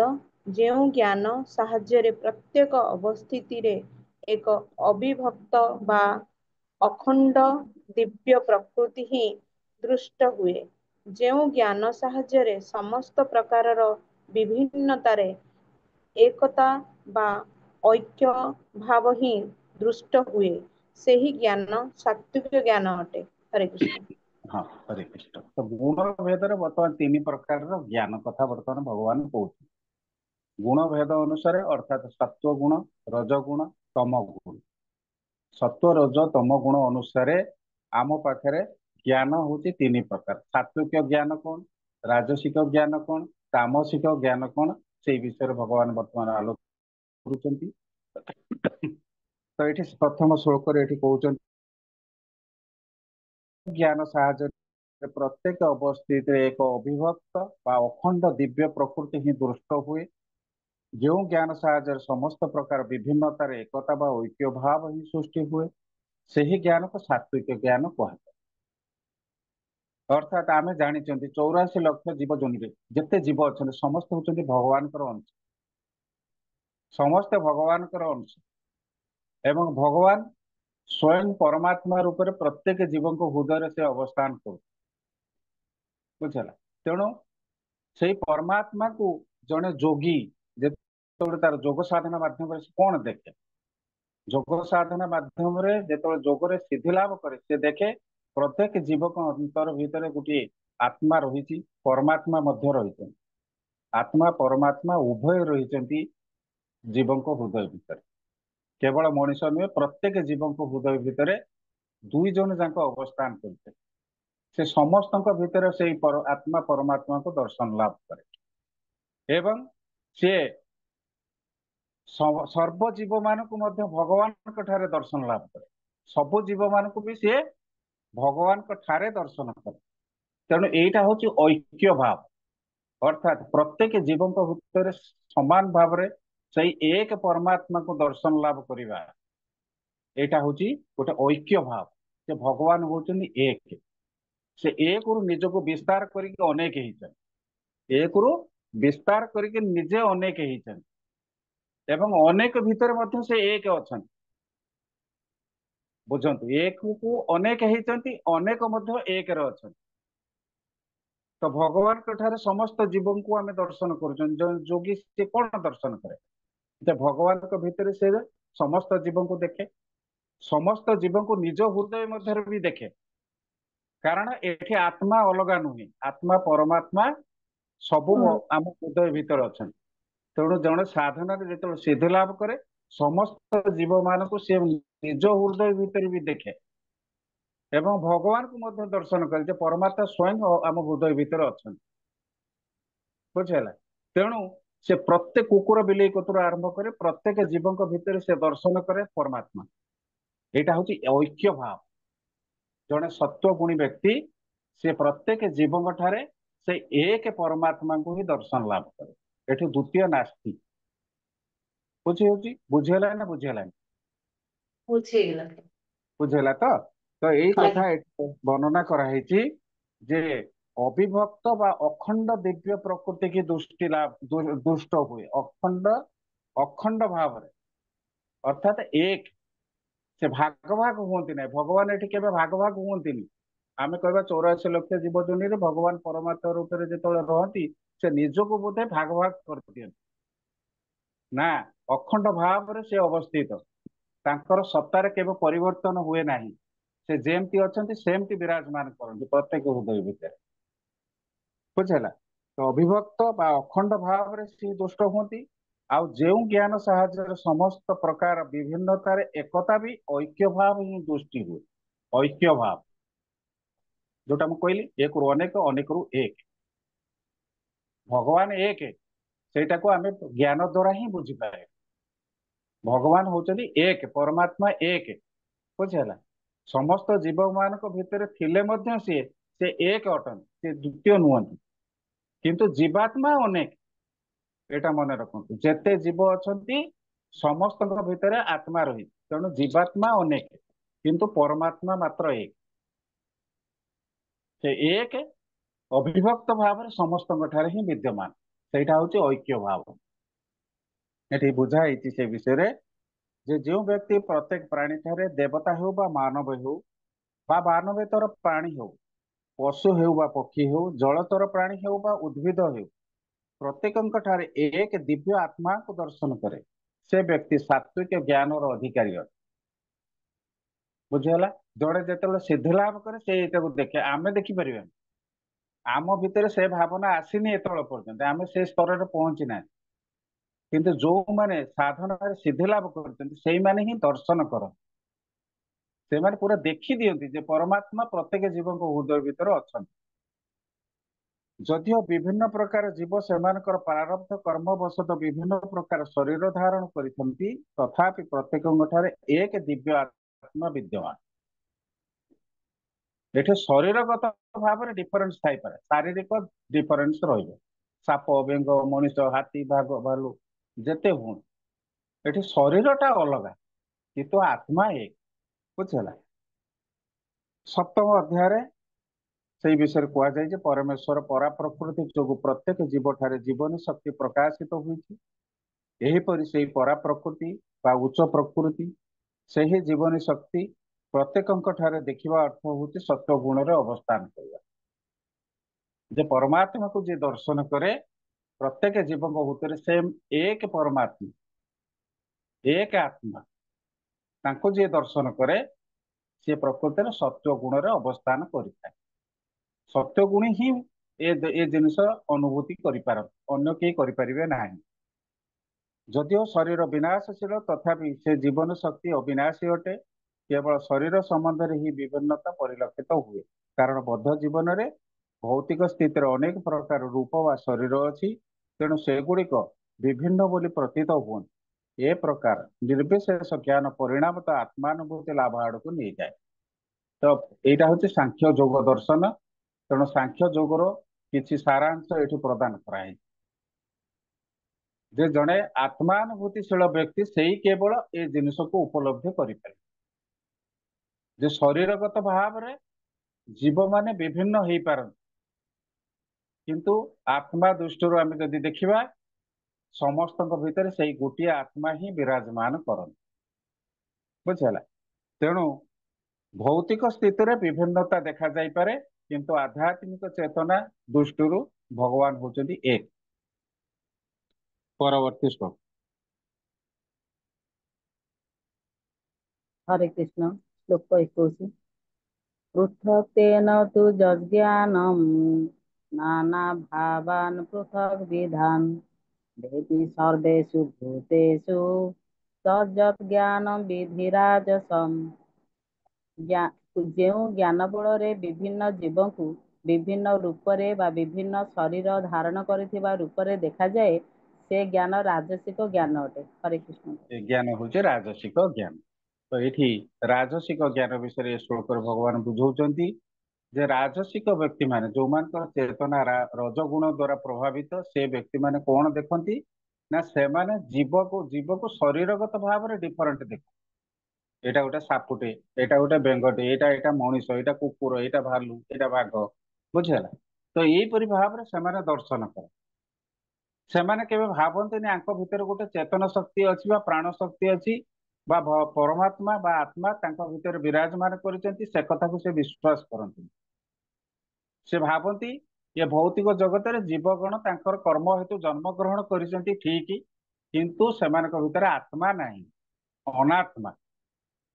ରାଜସିକ ବ୍ୟକ୍ତି ମାନଙ୍କର ଧାରଣା ଅନାତ୍ମାର ପ୍ରକାଶ, ଯେ ଆତ୍ମା ବିହୀନ ଯେ ଜୀବଗଣଙ୍କ ଭିତରେ କୌଣସି ଆତ୍ମ ଚେତନ ନାହିଁ, ଚେତନ ଶକ୍ତି ନାହିଁ, ସେଗୁଡା ଭୁଲ କଥା। ବୁଝିଲା? ସେଇ ଧାରଣାର ବଶବର୍ତ୍ତୀ ହେଇକି ସେମାନେ ଭଗବାନଙ୍କୁ ମାନନ୍ତି ନାହିଁ। ସେଇଥିପାଇଁ ତ ଯକ୍ଷ ରାକ୍ଷସ ମାନଙ୍କୁ ପୂଜା କରନ୍ତି। ଆଉ ସେମାନେ ଶରୀରଗତ ଭାବରେ ଡିଫରେଣ୍ଟ ଦେଖନ୍ତି, ଶରୀର ଦୃଷ୍ଟିକୋଣ।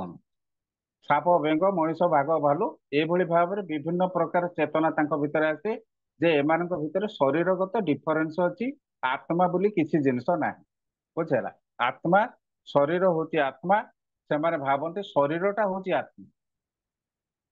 ଆମେ କଣ ଚିନ୍ତା କରୁଛୁ? ଜଣେ ସତ୍ୱଗୁଣୀ ବ୍ୟକ୍ତି କଣ ଚିନ୍ତା କରିବ? ସତ୍ୱଗୁଣୀ ବ୍ୟକ୍ତି କହିବ ମୁଁ ଶରୀର ନୁହେଁ, ମୁଁ ହଉଛି ଚିଦାତ୍ମା, ଚିତ୍ ଆତ୍ମା, ଭଗବାନଙ୍କର ଅଂଶ ବୋଲି ସେ ବିଚାର କରେ। କିନ୍ତୁ ଜଣେ ରାଜସିକ ବ୍ୟକ୍ତି ତା ଶରୀରକୁ ଆତ୍ମା ବୋଲିକି ବିଚାର କରେ। ଶରୀର ହଉଛି ସବୁ କିଛି। ବୁଝିହେଲା? ତ ଏଠି ତାର ଭାବାର୍ଥରେ ଶ୍ରୀଲ ପ୍ରଭୁପାଦ କହୁଛନ୍ତି ଏ ଯୋଉ ଧାରଣା ଅଛି ଯେ ଏ ଭୌତିକ ଶରୀର ହଉଛି ଜୀବ ଏବଂ ଶରୀର ବିନାଶ ସଙ୍ଗେ ସଙ୍ଗେ ଚେତନାର ମଧ୍ୟ ବିନାଶ ହେଇଯାଏ। ସେମାନେ ଭାବନ୍ତି ଏଇ କଥା, ଶରୀର ମୃତ୍ୟୁ ହେଇଗଲା, ଶରୀରଟା ତ ବିନାଶଶୀଳ, ଆଜି ନହେଲେ କାଲି ମରିବ। ଶରୀର ଯଦି ମରିଗଲା, ଶରୀରର ବିନାଶ ହେଇଗଲା, ତା ଅର୍ଥ ଆତ୍ମାର ବି ମଧ୍ୟ ବିନାଶ ହେଇଗଲା। ଯଦି କିଏ କହୁଛି ଯେ ଆତ୍ମା ଅଛି ବୋଲିକି ଶରୀର ଭିତରେ, ତାହେଲେ ଆତ୍ମା ବି ଶରୀର ସାଙ୍ଗରେ ଶେଷ ହେଇଗଲା। କିନ୍ତୁ ସତ୍ୱଗୁଣୀ କଣ ଭାବୁଛି? ଆତ୍ମା ମୃତ୍ୟୁ ପରେ ମଧ୍ୟ ଆଉ ଗୋଟେ ଶରୀର ଭିତରେ ପ୍ରବେଶ କରେ, ଦେହାନ୍ତର କଥା ସେ ଚିନ୍ତା କରୁଛି ସତ୍ୱଗୁଣୀ ବ୍ୟକ୍ତି। କିନ୍ତୁ ରଜଗୁଣୀ ବ୍ୟକ୍ତି ଦେହାନ୍ତର କଥା ଚିନ୍ତା କରୁନି, ସେ କହୁଛି ଆତ୍ମା ଏଇଠି ଶେଷ, ଶରୀର ଶେଷ, ଆତ୍ମା ଶେଷ। ବୁଝିହେଲା? ଶରୀର ବିନାଶ ସଙ୍ଗେ ସଙ୍ଗେ ଚେତନାର ମଧ୍ୟ ବିନାଶ ହୋଇଯାଏ। ଏହା ହଉଛି ରାଜସିକ ଜ୍ଞାନ। ଏହି ଜ୍ଞାନ ଅନୁଯାୟୀ ପ୍ରତ୍ୟେକଙ୍କ ଶରୀର ବିଭିନ୍ନ ପ୍ରକାରର ଅଟେ, ଅର୍ଥାତ୍ ଜଣଙ୍କର ଶରୀର ଅନ୍ୟ ଜଣଙ୍କ ଶରୀର ଠାରୁ ଭିନ୍ନ ଅଟେ। ଏହା ହେବାର କାରଣ ହେଲା ବିଭିନ୍ନ ପ୍ରକାର ଚେତନାର ବୃଦ୍ଧି, ଅନ୍ୟଥା ଏପରି କିଛି ସ୍ୱତନ୍ତ୍ର ଆତ୍ମା ନାହିଁ। ସ୍ୱତନ୍ତ୍ର ଆତ୍ମା ବୋଲି କିଛି ନାହିଁ ସେମାନଙ୍କ ମତରେ। କି ଆତ୍ମାର ମଧ୍ୟ ସ୍ୱତନ୍ତ୍ର ସତ୍ତା ମଧ୍ୟ ନାହିଁ।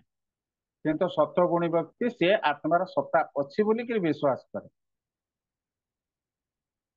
ଏହି ଜ୍ଞାନ ଅନୁଯାୟୀ ଚେତନା ହଉଛି ଅସ୍ଥାୟୀ କିମ୍ବା ବ୍ୟକ୍ତିଗତ ଆତ୍ମା ବା ସ୍ୱତନ୍ତ୍ର ଆତ୍ମା ବୋଲି କିଛି ନାହିଁ। ଆମ ଭିତରେ ଯୋଉ ଆମେ କାମ କରୁଛନ୍ତି, କଥା କହୁଛନ୍ତି, ହସୁଛନ୍ତି, ଖେଳୁଛନ୍ତି, ये समस्त काम आम करुँचे आम भीतर गोटे केवल चेतन शक्ति अच्छी से चेतन शक्तिटा मृत्यु होला परे ता सहित से चली जाए सी आउ रहेनी तांकर होची चिंताधारा एया ये गोटे चेतन शक्ति आमको मिली से चेतन शक्ति बल आम कार्य करुँच शरीर मृत्यु हो गला चेतन शक्ति मध्य शेष हो गला बुझेगा किंतु ये ज्ञान अनुଯାयी चेतना होची अस्थायी एवं व्यक्तिगत आत्मा बा स्वतंत्र आत्मार किसी स्थान ना किंतु एक सर्वव्यापक आत्मा अच्छी जहाँकि ज्ञानमय अटे एवं ये शरीर होची अस्थायी अज्ञानतार प्रकाश आम जोटा सांख्य जोगरे पढ़ी सांख्य जोगरे से विषय कहुई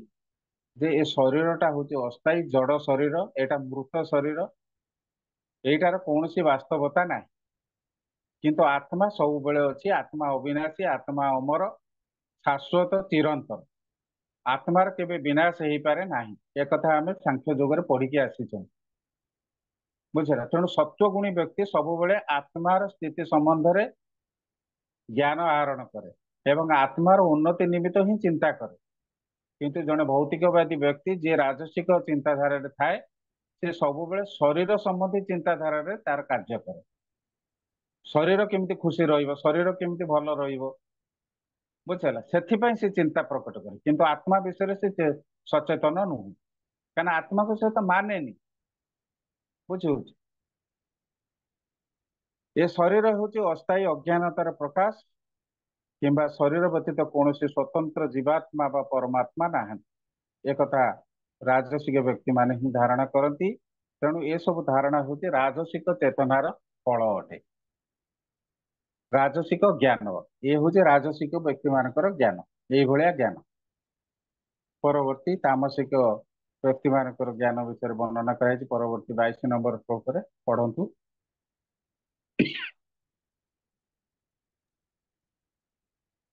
भाई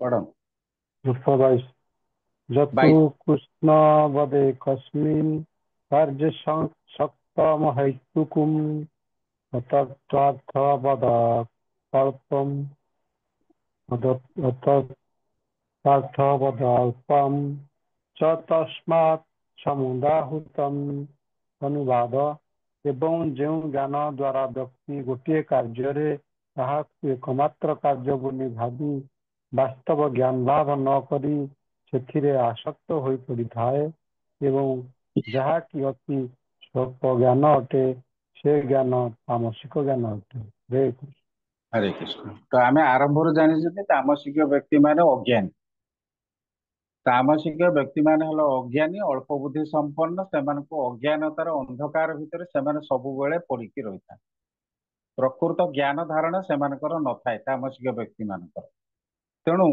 ये कहुच्छी जितेबाला कौन से कार्य तामसिक व्यक्ति माने करती से प्रकृत ज्ञान आहरण करती ना मन इच्छा कारण से शास्त्र को मानती ना शास्त्र विधि की मानती ना शास्त्र उपदेश को मानती ना तेणु से मन इच्छा कर्म करती एवं एकमात्र कर्म कौन पैसा रोजगार करवा इंद्रिय सुख भोग करवा ये दुईटी व्यतीत अलग किसी से चिंता करती या व्यतीत आउ संसार किसी कर्म अच्छी बा लक्ष्य अच्छी जीवनर से विषय से चिंता करती ना जीवन एकमात्र लक्ष्य है पैसा रोजगार करवा इंद्रिय सुख भोग करवा ये दुईटा उपरे ही से पर्यवेसित करके समस्त कर्म करती एवं जो कर्म भी करती तार परिणाम विषय भी से चिंता करती सबुठार मूर्खता हूँ यहाँ मु कौन से कर्म करने को जाऊँगी तार परिणाम कौन हम मु अनैतिक उपाय आज पैसा रोजगार करुच्ची तार परिणाम हुए तो मत केतबले ईडी विजिलेंस धरब मु जेल जीवी से विषय से चिंता करती पैसा रोजगार करुच्ची माने मु कर चली बुझेगा तेणु से विषय से पूरा अज्ञान अंधकार भितर रही था ना गोटे लक्ष्य मु पैसा रोजगार करी जे मो पापरे करुच्ची कि पुण्य करुच्ची तार भी विचार से करती ना तो पैसा रोजगार करवा एमानकर एकमात्र जीवन लक्ष्य आउ इंद्रिय सुख भोग तो पैसा रोजगार करेंगे कौन से इंद्रिय को उपभोग करेंगे ये हूँ जीवन लक्ष्य तेणु से पाखरे स्वल्प ज्ञान थाए ଏବଂ ସେ ସମସ୍ତ ଜ୍ଞାନ ଦ୍वारा ସେ ପ୍ରଭାବିତ ହେଇକି କର୍ମ କରନ୍ତି। ଯୋଉ ଜ୍ଞାନ ଅଜ୍ଞାନତାର ପରିପ୍ରକାଶ ଅଟେ ସେଇ ଜ୍ଞାନ ଦ୍ୱାରା ବଶବର୍ତ୍ତୀ ହେଇକି ସେ କାମ କରନ୍ତି। ବୁଝିଲେ, ଏଇଟା ହଉଛି ତାମସିକ ବ୍ୟକ୍ତି ମାନେ ପୁରାପୁରି ସତ୍ୟ ଗୁଣ ବ୍ୟକ୍ତିର ପୁରା ଅପୋଜିଟ। ସତ୍ୟ ଗୁଣ ବ୍ୟକ୍ତି କୌଣସି କାମ କରିବା ପୂର୍ବରୁ ଆଗେ ଜ୍ଞାନ ଆହରଣ କରେ, କିନ୍ତୁ ତାମସିକ ବ୍ୟକ୍ତି କର୍ମ ମନ ଇଚ୍ଛା କରେ, ଜ୍ଞାନ ବିଲକୁଲ ଆହରଣ କରେ ନାହିଁ। ପୁରା ଜଷ୍ଟ ଅପୋଜିଟ। ବୁଝିହେଲା? ତ ଭାବାର୍ଥରେ ଏଠି ବୁଝା ହଉଛି ସାଧାରଣ ଲୋକ ଜ୍ଞାନ ସର୍ବଦା ତମ ଜ୍ଞାନ ଅଟେ କିମ୍ବା ଅଜ୍ଞାନ କିମ୍ବା ଅବିଦ୍ୟା ଅଟେ, କାରଣ ବଦ୍ଧ ଜୀବନରେ ପ୍ରତ୍ୟେକ ଜୀବ ତମ ଗୁଣରୁ ଜାତ। ଉତ୍ତମ ପ୍ରାମାଣିକ ଶାସ୍ତ୍ର ଜ୍ଞାନ ଲାଭ କରି ତାହାର ଜ୍ଞାନ ବୁଦ୍ଧି କରେ, ବୁଦ୍ଧି ଲାଭ କରିନାହିଁ। ତାହାର ଜ୍ଞାନ ଶରୀର ସମ୍ବନ୍ଧୀୟ ଜ୍ଞାନ ଅଟେ। ଆମେ ଆତ୍ମା ସମ୍ବନ୍ଧୀୟ ଜ୍ଞାନ କୋଉଠୁ ପାଇବା? ଆତ୍ମା ସମ୍ବନ୍ଧୀୟ ଜ୍ଞାନ ଆମେ ଆଇଦର ଶାସ୍ତ୍ର ପୁରାଣରୁ ପାଇବା, ନଚେତ କୌଣସି ସାଧୁ ସଙ୍ଗ ଲାଭ କଲେ ଆମେ ସେମାନଙ୍କ ପାଖରୁ ଆତ୍ମ ତତ୍ଵ ଜ୍ଞାନ ଲାଭ କରିପାରିବା। କିନ୍ତୁ ଏ ଭୌତିକ ସଂସାରରେ ତମେ ଦେଖ 99% ଲୋକ ହଉଛନ୍ତି ଶରୀର ଧାରଣାରେ ରହୁଛି। 99% ଜଡ ସୁଖକୁ ହିଁ ଆଶ୍ରୟ କରିକି ସେମାନେ ସମସ୍ତ କର୍ମ କରନ୍ତି। ଆତ୍ମା ବିଷୟରେ ଟିକେ ମାତ୍ର ବି ସେମାନେ ସଚେତନ ନୁହନ୍ତି। ଭଲ ଭଲ ହାଇଲି ଏଜୁକେଟେଡ ନରାଧମ, ସେଇଥିପାଇଁ କୁହାହେଇଛି ଗୋଟେ ଶ୍ଲୋକରେ ଭଗବାନ କହିଛନ୍ତି ନରାଧମ ବୋଲିକି ଏମାନଙ୍କୁ କୁହାଯାଇଛି। କାହିଁକି? ଜ୍ଞାନର ଜଡ ଜ୍ଞାନ ସମ୍ପୂର୍ଣ୍ଣ ଭାବରେ ଅଛି। ଡକ୍ଟରେଟ କରିଛନ୍ତି, ଡିଲିଟ କରିଛନ୍ତି, ଲେକ୍ଚରର ଅଛନ୍ତି, ଇଞ୍ଜିନିୟର ଅଛନ୍ତି, ଭାରି ହାଇ ପ୍ରୋଫାଇଲର ଲୋକ ଅଛନ୍ତି, କିନ୍ତୁ ସେମାନଙ୍କ ପାଖରେ ଏଇ ଜଡ ଜ୍ଞାନ ସମ୍ପୂର୍ଣ୍ଣ ଭାବରେ ରହୁଛି। ଆଧ୍ୟାତ୍ମିକ ଚେତନା ଜମା ନାହିଁ। ବୁଝିଲା, ସେଥିପାଇଁ ଏମାନେ ହଉଛନ୍ତି ନରାଧମ, ନରମାନଙ୍କ ମଧ୍ୟରେ ଅଧମ ବୋଲି ତାଙ୍କୁ ବର୍ଣ୍ଣନା କରାଯାଇଛି। ତ ସେଇଭଳି ବ୍ୟକ୍ତିମାନେ କଣ କରନ୍ତି ନା ଏମାନେ ସବୁ ହେଲେ ତମ ଗୁଣର ଅଧିକାରୀ। ତମ ଗୁଣର ବଶବର୍ତ୍ତୀ ହେଇକି ଏମାନେ ଆତ୍ମ ତତ୍ଵ ଜ୍ଞାନ ଜମା ବି ଲାଭ କରନ୍ତି ନାହିଁ, କେବଳ ଶରୀର ଧାରଣାରେ ହିଁ ସମସ୍ତ କର୍ମ କରନ୍ତି। ସେ ଶାସ୍ତ୍ର ନିର୍ଦ୍ଦେଶକୁ ମଧ୍ୟ ମାନେ ନାହିଁ। ତା ପାଇଁ ଭଗବାନ ହଉଛନ୍ତି ଅର୍ଥ। ସେ ଭଗବାନ, ଅର୍ଥକୁ ଭଗବାନ ବୋଲି ମାନିନି। ଟଙ୍କା ପଇସା ହଉଛି ତାର ଅର୍ଥ ବା ଭଗବାନ। ଆଉ ଜ୍ଞାନ କହିଲେ କଣ ନା ଇନ୍ଦ୍ରିୟ ତୃପ୍ତି କରିବା ବା ଶାରୀରିକ ସୁଖ ସୁବିଧା ଲାଭ କରିବା, ଇଏ ହଉଛି ଜ୍ଞାନ। ଏହା ବ୍ୟତିରେକ ତାର ଆଉ କିଛି ଜ୍ଞାନ ନାହିଁ। ବୁଝିହେଲା? ତ ଏ ଜ୍ଞାନର ପରମ ସତ୍ୟ ଭଗବତ ବିଜ୍ଞାନ ସହିତ କୌଣସି ସମ୍ପର୍କ ନଥାଏ। ତ ତମ ଗୁଣୀ ବ୍ୟକ୍ତିମାନେ ଯୋଉ ଜଡ ଜ୍ଞାନ ଆହରଣ କରିଥାନ୍ତି ସେମାନଙ୍କର ପରମ ସତ୍ୟ ସମ୍ବନ୍ଧିତ ଜ୍ଞାନ ସହିତ କୌଣସି ସମ୍ପର୍କ ନଥାଏ। ଏହା ଅଳ୍ପାଧିକ ସାଧାରଣ ପଶୁତୁଲ୍ୟ ଜୀବନ। ଆହାର ନିଦ୍ରା ଭୟ ମୈଥୁନ। ଆହାର ନିଦ୍ରା ଭୟ ମୈଥୁନ, ଏ ଯୋଉ ଚାରୋଟି ମଣିଷର ସ୍ଥିତି, ଏଇ ସ୍ଥିତି ମାଧ୍ୟମରେ ସେଇମାନେ ସବୁ ଜୀବନକୁ ପରିଚାଳିତ କରନ୍ତି। ଅଜ୍ଞାନ, ଯେହେତୁ ସେମାନେ ଅଜ୍ଞାନୀ, ଜ୍ଞାନ ନାହିଁ ସେମାନଙ୍କର, ତେଣୁ ଖାଇବେ କେମିତି, ଶୋଇବେ କେମିତି, ନିଦ୍ରା ଯିବେ, ଆଉ ମୈଥୁନ କରିବେ। ଶେଷରେ ଭୟ, ଘରେ ପୁଳେ ସମ୍ପତ୍ତି ରଖିଛନ୍ତି, ଚୋରକୁ ଭୟ କରିବେ, ପିଲାମାନଙ୍କୁ ବି ଭୟ କରିବେ, କିଏ କୋଉଠି ଚୋରି କରି ନେଇଗଲା। ତ ଭୟ ବି ମନ ଭିତରେ ରହିଛି। ମୃତ୍ୟୁର ଭୟ, ସବୁଠାରୁ ବଡ ଭୟ ହଉଛି ମୃତ୍ୟୁର ଭୟ ସେମାନଙ୍କୁ ଆକ୍ରାନ୍ତ କରେ। ମୁଁ ଯଦି ମରିଯିବି ମୋ ଛୁଆ ଗୁଡା ଭାସିଯିବେ। ବୁଝୁଛି? ତ ଏଇଭଳି ଧାରଣାରେ ସେମାନେ ବଶବର୍ତ୍ତୀ। ତ ଏ ଆହାର ନିଦ୍ରା ଭୟ ମୈଥୁନ, ତ ଏ ସମସ୍ତ ଜିନିଷକୁ ପ୍ରାପ୍ତ କରିବା ନିମିତ୍ତ ହିଁ ସେମାନଙ୍କର ଜଡ ଜ୍ଞାନକୁ ସେମାନେ ବ୍ୟବହାର କରନ୍ତି। ତା ମାନେ ଗୋଟେ ପଶୁ ବି ଆହାର ନିଦ୍ରା ଭୟ ମୈଥୁନ ତାର ରହିଛି, ଏଭଳି ବ୍ୟକ୍ତି ମାନଙ୍କର ମଧ୍ୟ ସେଇ ଆହାର ନିଦ୍ରା ଭୟ ମୈଥୁନ ରହିଛି। ତେଣୁ ଏମାନେ ପଶୁ ଠାରୁ କୌଣସି ଗୁଣରେ କମ ନୁହନ୍ତି। ମଣିଷ ଖାଲି ଶରୀରଗତ ଭାବରେ ଅଲଗା, ମଣିଷ ଶରୀର ପାଇଛନ୍ତି କିନ୍ତୁ ପଶୁବତ ଆଚରଣ କରୁଛନ୍ତି ଏ ବ୍ୟକ୍ତିମାନେ। ବୁଝିହେଲା? ତ ଏ ପ୍ରକାର ଜ୍ଞାନ ସେମାନଙ୍କୁ ତମ ଗୁଣ ଜାତ ଜ୍ଞାନ ଅଟେ ବା ତାମସିକ ଜ୍ଞାନ ବୋଲିକି ଏମାନଙ୍କୁ କୁହାଯାଏ। ଏମାନେ ସବୁ ତାମସିକ ଜ୍ଞାନର ଅଧିକାରୀ ଅଟନ୍ତି। ଅନ୍ୟ କଥାରେ ଏହା ହିଁ କୁହାଯାଇପାରେ ଯେ ଦେହ ଜ୍ଞାନ ଠାରୁ ଉର୍ଦ୍ଧ୍ୱରେ ଥିବା ଆତ୍ମଜ୍ଞାନ, ଅର୍ଥାତ୍ ଯେଉଁ ଜ୍ଞାନ ଆତ୍ମା ସମ୍ବନ୍ଧୀୟ ଅଟେ ତାହାକୁ ସାତ୍ବିକ ଜ୍ଞାନ କୁହାଯାଏ। ଏଇ ଯୋଉ ତିନୋଟି ଶ୍ଲୋକ ଆମେ ପଢିଲେ, ଏ ତିନୋଟି ଶ୍ଲୋକର ସମରି ହେଲା ଏଇଟା ଯେ ଶରୀର ଜ୍ଞାନ ଠାରୁ ଉନ୍ନତ ଜ୍ଞାନ ହେଲା ଆତ୍ମଜ୍ଞାନ, ଆତ୍ମା ସମ୍ବନ୍ଧୀୟ ଜ୍ଞାନ। ତ ଆତ୍ମା ସମ୍ବନ୍ଧୀୟ ଜ୍ଞାନ ହେଲା ସାତ୍ବିକ ଜ୍ଞାନ। ବୁଝିହେଲା?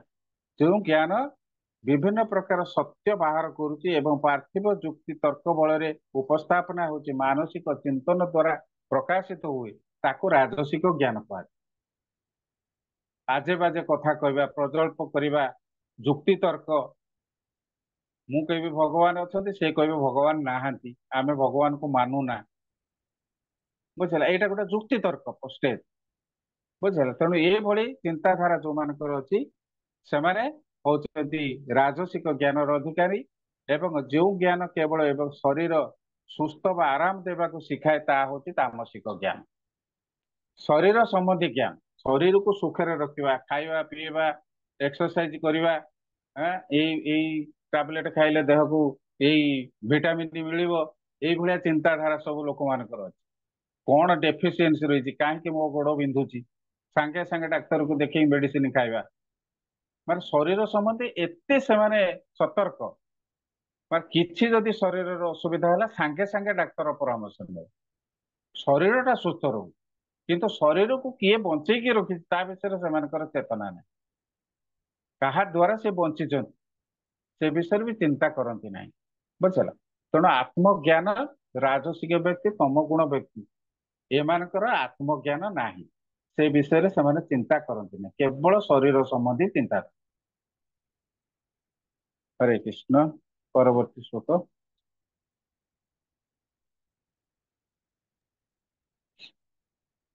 हरे कृष्ण। नियतः सङ्गरहितमरागत सतः कृतम् अफल प्रेप सुना कर्म जतत सात्विकमुच्यते। अनुवाद।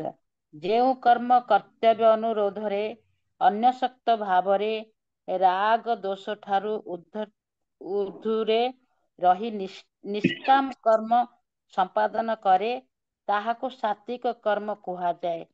ଯେ କର୍ମ କରି ଫଳକାଂକ୍ଷା ରଖେ ନାହିଁ ତାକୁ ନିଷ୍କାମ କର୍ମ କୁହାଯାଏ। ତେଣୁ ଏଠି କର୍ମ ଭେଦରେ ତିନି ପ୍ରକାର କର୍ମ ଅଛି। କର୍ମ ଭେଦରେ ତ ଏଠି ଭଗବାନ ବୁଝଉଛନ୍ତି, ଯେମିତି ଭାବରେ ବର୍ତ୍ତମାନ ଆମେ ଆଲୋଚନା କଲେ, ଗୁଣ ଭେଦରେ ସେମାନେ ସବୁ କିଭଳି ଭାବରେ ଜ୍ଞାନ ଆହରଣ କରନ୍ତି। ସାତ୍ବିକ ବ୍ୟକ୍ତିର ଗୁଣ କଣ, ଜ୍ଞାନ କଣ, ରାଜସିକ ବ୍ୟକ୍ତିର ଜ୍ଞାନ କଣ, ତ ଜ୍ଞାନ ବି ତିନି ପ୍ରକାର ଗୁଣ ଅନୁସାରେ। ବର୍ତ୍ତମାନ ଏ ଶ୍ଲୋକରେ କହୁଛନ୍ତି ନିୟତଂ ସଙ୍ଗରହିତଂ ରାଗ ଦ୍ୱେଷତଃ କୃତଂ ଅଫଳ ପ୍ରେପ୍ସୁନା କର୍ମ ଯତ୍ ସାତ୍ବିକମ୍ ଉଚ୍ୟତେ। ବୁଝିଲା, ସାତ୍ବିକ କର୍ମ କାହାକୁ କୁହାଯାଏ ଏ ଶ୍ଲୋକରେ ଭଗବାନ ବୁଝଉଛନ୍ତି ଯେ ଯେଉଁ କର୍ମ କର୍ତ୍ତବ୍ୟ ଅନୁରୋଧରେ ଅନାସକ୍ତ ଭାବରେ ରାଗ ଦ୍ୱେଷ ଠାରୁ ଊର୍ଧ୍ୱରେ ରହି ନିଷ୍କାମ କର୍ମ ସମ୍ପାଦନ କରେ ତାହାକୁ ସାତ୍ବିକ କର୍ମ କୁହାଯାଏ।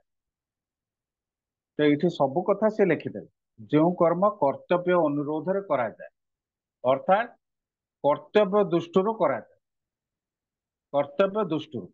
ଭଗବାନ ଶ୍ରୀକୃଷ୍ଣ ଅର୍ଜୁନକୁ କହିଲେ ତୁମେ କର୍ତ୍ତବ୍ୟ ଦୃଷ୍ଟିରୁ ଯୁଦ୍ଧ କର, ମୁଁ ତୁମକୁ ଉପଦେଶ ଦଉଛି, ମୁଁ ତୁମକୁ ଆଦେଶ ଦଉଛି, ତୁମେ ଯୁଦ୍ଧ କର। ଏଟା ହେଲା କର୍ତ୍ତବ୍ୟର ଆହ୍ୱାନ। ତେଣୁ କର୍ତ୍ତବ୍ୟ ଦୃଷ୍ଟିରୁ ଯେଉଁ କର୍ମ କରାଯାଏ ଆଉ ଅନାସକ୍ତ ଭାବରେ, ଅର୍ଥାତ୍ ଫଳ ସହିତ କୌଣସି ସମ୍ପର୍କ ନାହିଁ, ଫଳ ବିଷୟରେ ତିଳେ ମାତ୍ର ଚିନ୍ତା କରିବାର ନାହିଁ। କର୍ମ ସହିତ ଯଦି ଆମର ଆସକ୍ତି ରହିବ ତାର ଫଳ ପ୍ରତି ଆମର ଆସକ୍ତି ରହିବ। ଆମର ଯଦି କର୍ମ ପ୍ରତି ଆସକ୍ତି ନାହିଁ ତାହେଲେ ଫଳ ପ୍ରତି ବି ଆସକ୍ତି ନାହିଁ, ବୁଝୁଛି। ତେଣୁ କର୍ତ୍ତବ୍ୟ ଅନୁରୋଧରେ ଯୋଉ କର୍ମ କରାଯାଏ ତାର ଫଳ ସହିତ କୌଣସି ସମ୍ପର୍କ ନଥାଏ, ସେଟା ଆସକ୍ତି ରହିତ ବା ଅନାସକ୍ତ। ତାପରେ ରାଗ ଦ୍ୱେଷ ଠାରୁ ଊର୍ଧ୍ୱରେ ରହିକି, ରାଗ ଦ୍ୱେଷ କୋଉମାନଙ୍କର ସୃଷ୍ଟି ହୁଏ? ରାଜସିକ ବ୍ୟକ୍ତି ମାନଙ୍କର ରାଗ ଦ୍ୱେଷ ଆସେ। କାହିଁକି ନା ସେମାନଙ୍କର ଆସକ୍ତି ଅଛି, କାମନା ଅଛି। ସେମାନଙ୍କର ଯଦି କାମନା ପୂର୍ତ୍ତି ନହବ ସେମାନଙ୍କର ମନ ଭିତରେ କ୍ରୋଧ ଜାଗରିତ ହବ, ବୁଝିଲା। ମୁଁ ଆଶା ରଖି କର୍ମଟା କରୁଛି, ଯଦି ତାର ସେଇ ଫଳଟାକୁ ଠିକ ଭାବରେ ପ୍ରାପ୍ତ ନ କଲି ତାହେଲେ ମୋର ସାଙ୍ଗେ ସାଙ୍ଗେ ମୋ ମନ ଭିତରେ କ୍ରୋଧ ହବ, ତାର ହେଇଗଲା କାହିଁ ମୋର ହେଲାନି, ଈର୍ଷା ଭାବ ଦ୍ୱେଷ ଭାବ ସୃଷ୍ଟି ହବ, ବୁଝିଲା। ଯଦି ହେଇଗଲା ଭଲ ଭାବରେ ଅହଙ୍କାର ସୃଷ୍ଟି ହବ। ଏଗୁଡା ସବୁ ରଜଗୁଣୀ ତମଗୁଣୀ ବ୍ୟକ୍ତି ମାନଙ୍କର କାର୍ଯ୍ୟ। କିନ୍ତୁ ସାତ୍ବିକ ବ୍ୟକ୍ତି ତାର ଏସବୁ ଚିନ୍ତାଧାରା ନଥାଏ, ସେ କେବଳ କର୍ତ୍ତବ୍ୟ ଅନୁରୋଧରେ ମୋର ଭଗବାନଙ୍କର ସେବା କରିବାର ଅଛି, ମୁଁ କେବଳ ଭଗବାନଙ୍କର ସେବା କରିବି, ମୋର ସେଠି କୌଣସି ଫଳ ସହିତ କିଛି ସମ୍ପର୍କ ନାହିଁ। ସକାଳେ ଉଠିକି ଯିବି, ଯାଇକି ଭଗବାନଙ୍କର ସେବା କରିବି, ଭଗବାନଙ୍କୁ ଦର୍ଶନ ଲାଭ କରି ତାଙ୍କ ପାଇଁ ଫୁଲ ଗୁନ୍ଥିବି, ତାଙ୍କର ସେବା କରିବି, ତାଙ୍କ ପାଇଁ ରୋଷେଇ କରି ପ୍ରସାଦ ତାଙ୍କୁ ଦେବି। ତ ଏଇଟା ହେଲା ଭଗବତ ତତ୍ଵ ସହିତ ଆମର ପୁରା ସମ୍ପର୍କ। ଏ ଯୋଉ ସମ୍ପର୍କ ମାଧ୍ୟମରେ ଆମ ଭିତରେ କୌଣସି କାମନା ବାସନା ରହିବ ନାହିଁ, ଯେ ଭଗବାନ ମତେ ଏଇଆ ଦିଅନ୍ତୁ, ଏ ଆଶା ମନ ଭିତରେ ନାହିଁ। କେବଳ ମୁଁ ବିନା ସ୍ୱାର୍ଥରେ ମୁଁ ଭଗବାନଙ୍କ ସେବାରେ ନିୟୋଜିତ ହଉଛି। ବୁଝୁ, ତେଣୁ ଏଭଳିଆ ଚିନ୍ତାଧାରା ନେଇକି ଯୋଉମାନେ କର୍ମ କରନ୍ତି ତ ସେମାନଙ୍କର କର୍ମକୁ ସାତ୍ଵିକ କର୍ମ ବୋଲି କୁହାଯାଏ। ତ ଯେଉଁ କର୍ମ କର୍ତ୍ତବ୍ୟ ଅନୁରୋଧରେ ଅନାସକ୍ତ ଭାବରେ ରାଗ ଦ୍ୱେଷ ଠାରୁ ଉର୍ଦ୍ଧ୍ୱରେ ରହି ନିଷ୍କାମ କର୍ମୀ ସମ୍ପାଦନ କରେ, ନିଷ୍କାମ କର୍ମୀ ଯାହାର ଫଳ ପ୍ରତି କୌଣସି ଆସକ୍ତି ନାହିଁ ବା ଫଳ ପାଇବା ପାଇଁ ଇଚ୍ଛା ନ କରିକିରି ସେ କରେ, ସେଭଳି ବ୍ୟକ୍ତି ଯେଉଁ କର୍ମ କରେ ସିଏ ହଉଛି ସାତ୍ଵିକ କର୍ମୀ। ସାତ୍ଵିକ କର୍ମୀ, ସାତ୍ଵିକ କର୍ମ ବୁଝିଲା, ସେ ବ୍ୟକ୍ତି ସାତ୍ଵିକ କର୍ମ ହିଁ କରିଥାଏ। ନିଷ୍କାମ କର୍ମ ମୁଁ ଜଷ୍ଟ କ୍ଲାସ ଆରମ୍ଭରୁ କହୁଥିଲି ଯେ ଫଳକୁ ଆଶା ନ କରିକି ଯୋଉ କର୍ମ କରାଯାଏ ସେଇଟା ହଉଛି ନିଷ୍କାମ କର୍ମ। ଏବଂ ସକାମ କର୍ମ କଣ, ଯାହା ଫଳକୁ ଆଶା ରଖି କରାଯାଏ ସେଇଟା ହଉଛି ସକାମ କର୍ମ। ବୁଝିଲା, ତେଣୁ ଜଣେ ନିଷ୍କାମ କର୍ମୀ ଯେତେବେଳେ ଭଗବାନଙ୍କର ସେବାରେ ନିୟୋଜିତ ହୁଏ ତା ଧର କୌଣସି ଫଳର ଆଶା ସେ ରଖେ ନାହିଁ। ଏଇଟା ହଉଛି ମୂଳ କଥା। ତେଣୁ ସତ୍ୟ ଗୁଣାଧୀନ ବ୍ୟକ୍ତି ସେ ଯେତେବେଳେ ବି କର୍ମ କରେ ତା ଧର କୌଣସି କର୍ମ ଫଳ ପ୍ରତି ସେ ଆସକ୍ତିରେ ବାନ୍ଧି ହୁଏ ନାହିଁ। କାରଣ ଏ କଥା ସେ ଜାଣିଛି, ଯଦି ମୋ ଭିତରେ କୌଣସି ଫଳ ପ୍ରତି ଆଶା ରହିଲା ତାହେଲେ ମୁଁ କର୍ମ ବନ୍ଧନରେ ପଡିବି, କର୍ମ ବନ୍ଧନରେ ପଡିଯିବି। ତେଣୁ ମୁଁ କର୍ମ ବନ୍ଧନ ପ୍ରତି ମୋର ଆସକ୍ତି ନାହିଁ। ତ ଏଠି ଭାବାର୍ଥରେ କୁହାହେଲା ଯେ ବର୍ଣ୍ଣାଶ୍ରମ ବ୍ୟବସ୍ଥା ମଧ୍ୟ କୁହାହେଇଛି। ଭଗବାନ ଶିଲ ପ୍ରଭୁପାଦ ବୁଝେଇଛନ୍ତି ବର୍ଣ୍ଣାଶ୍ରମ ବ୍ୟବସ୍ଥା ବିଷୟରେ, ଯେ ବର୍ଣ୍ଣାଶ୍ରମ ବ୍ୟବସ୍ଥା କାହିଁକି ସୃଷ୍ଟି ହେଲା। ବର୍ଣ୍ଣାଶ୍ରମ ବ୍ୟବସ୍ଥା ବ୍ରାହ୍ମଣ କ୍ଷତ୍ରିୟ ବୈଶ୍ୟ ଶୂଦ୍ର ଯୋଉ 4 ପ୍ରକାର ବର୍ଣ୍ଣ ତାଙ୍କର ସୃଷ୍ଟି କଲେ ଭଗବାନ, ଗୁଣ କର୍ମ ବିଭାଗ, ଗୁଣ ଏବଂ କର୍ମ ଅନୁସାରେ 4 ପ୍ରକାରର ବର୍ଣ୍ଣ ଏବଂ ଆଶ୍ରମ ବ୍ୟବସ୍ଥା ସୃଷ୍ଟି ହେଲା। ଏବଂ ସେଇ ଯୋଉ ବର୍ଣ୍ଣ ସୃଷ୍ଟି ହେଲା ବର୍ଣ୍ଣ ବ୍ୟବସ୍ଥା, ସେ ବର୍ଣ୍ଣ ବ୍ୟବସ୍ଥା ମାଧ୍ୟମରେ ମଧ୍ୟ ସେମାନଙ୍କର କର୍ମ ନିର୍ଦ୍ଧାରଣ କରାଯାଇଛି।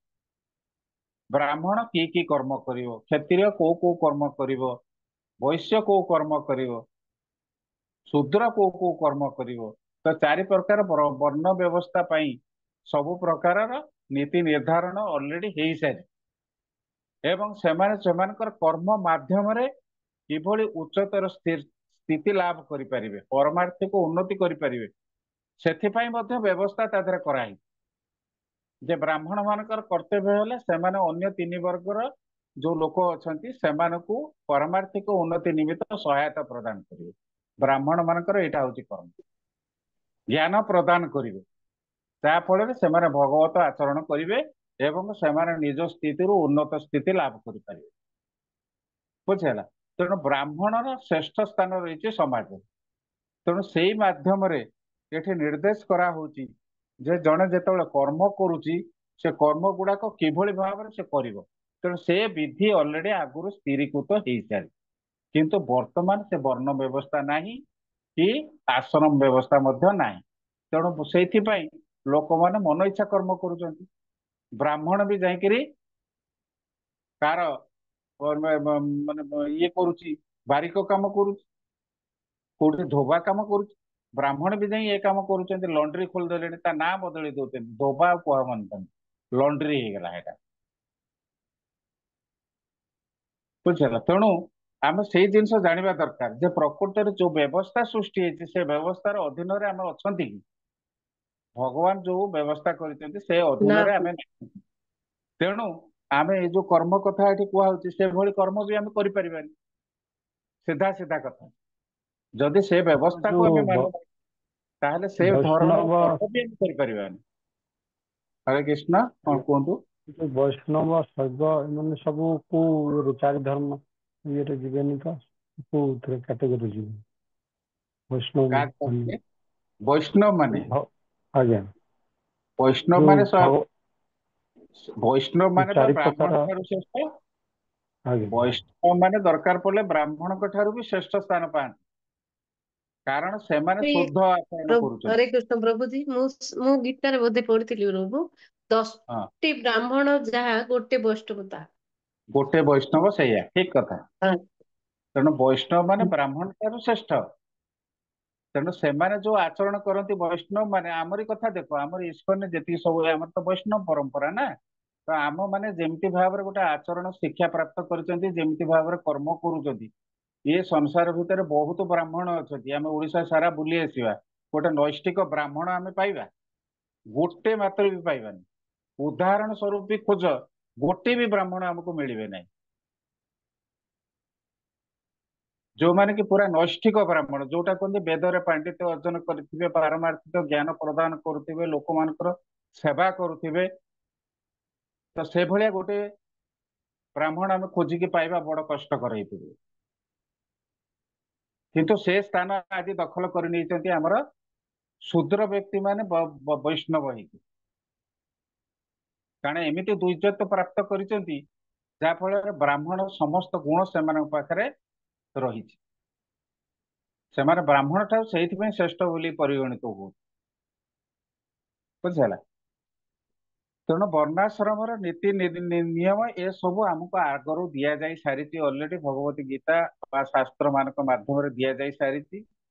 କିନ୍ତୁ ବର୍ତ୍ତମାନ ସମାଜରେ ସେ ବ୍ୟବସ୍ଥା ଆଉ ନାହିଁ, କି ସେ କୌଣସି ଲୋକ ତାକୁ ମାନୁନାହାନ୍ତି, ଯାହା ଫଳରେ ଏ ସମସ୍ତ କର୍ମ ମନ ଇଚ୍ଛା ସେମାନେ କରୁଛନ୍ତି। ସେଥିପାଇଁ ସାତ୍ବିକ କର୍ମ କଲା ବାଲା ବ୍ୟକ୍ତି ଏ ସଂସାରରେ ମିଳିବା ବି କଷ୍ଟକର ହେଇଯିବ। ତ ଏଇ ଯୋଉ ଆମକୁ ଭଗବାନ ବୁଝେଇଲେ ଯେ ସାତ୍ବିକ ବ୍ୟକ୍ତି ମାନେ କର୍ତ୍ତବ୍ୟ ଅନୁରୋଧରେ କର୍ମ କରନ୍ତି, ଅନାସକ୍ତ ଭାବରେ କର୍ମ କରନ୍ତି, ରାଗ ଦ୍ୱେଷ ଠାରୁ ଉର୍ଦ୍ଧ୍ୱରେ ରହିକି କର୍ମ କରନ୍ତି ଏବଂ ନିଷ୍କାମ ଭାବରେ କର୍ମ କରନ୍ତି। ଏଇଭଳିଆ ଗୋଟେ ନୈଷ୍ଠିକ ବ୍ୟକ୍ତି କି ପାଇବା ବି ଆଜିକାଲି ଦୁନିଆରେ କଷ୍ଟକର। ବିନା ସ୍ୱାର୍ଥରେ ବି କେହି କିଛି କରୁନାହାନ୍ତି। ବୁଝିଲ? ତ ବିଭିନ୍ନ ବର୍ଣ୍ଣ ଓ ଆଶ୍ରମ ବ୍ୟବସ୍ଥା ଅନୁଯାୟୀ କର୍ମ କିପରି କରିବାକୁ ହେବ ତାହା ଶାସ୍ତ୍ରରେ ନିର୍ଦ୍ଦେଶ କରାଯାଇଛି। କୌଣସି ନିର୍ଦ୍ଦିଷ୍ଟ ବର୍ଣ୍ଣର କଣ କର୍ମ ଏବଂ କୌଣସି ନିର୍ଦ୍ଦିଷ୍ଟ ଆଶ୍ରମ ନିମିତ୍ତ କର୍ତ୍ତବ୍ୟ କର୍ମ କଣ, ତାହା ଶାସ୍ତ୍ରରେ ଅଲରେଡି ନିର୍ଦ୍ଦେଶ ଦିଆଯାଇଛି। ତେଣୁ ଯେଉଁ କର୍ମ ଶାସ୍ତ୍ର ନିର୍ଦ୍ଦେଶ ଅନୁଯାୟୀ କର୍ତ୍ତବ୍ୟ ଅନୁରୋଧରେ ବର୍ଣ୍ଣାଶ୍ରମ ଅନୁଯାୟୀ ଅନାସକ୍ତ ଭାବରେ, ଦେଖ ଗୋଟେ ଗୋଟେ ପଏଣ୍ଟ, କର୍ତ୍ତବ୍ୟ ଅନୁରୋଧରେ ବର୍ଣ୍ଣାଶ୍ରମର ନିୟମ ଅନୁଯାୟୀ, ଏଠି କୁହାଗଲା ବର୍ଣ୍ଣାଶ୍ରମର ନିୟମ ଅନୁଯାୟୀ, କାରଣ ବର୍ଣ୍ଣାଶ୍ରମ ପଦ୍ଧତିରେ ହିଁ ସମସ୍ତ ନିୟମ ଗୁଡାକ ଦିଆଯାଇଛି।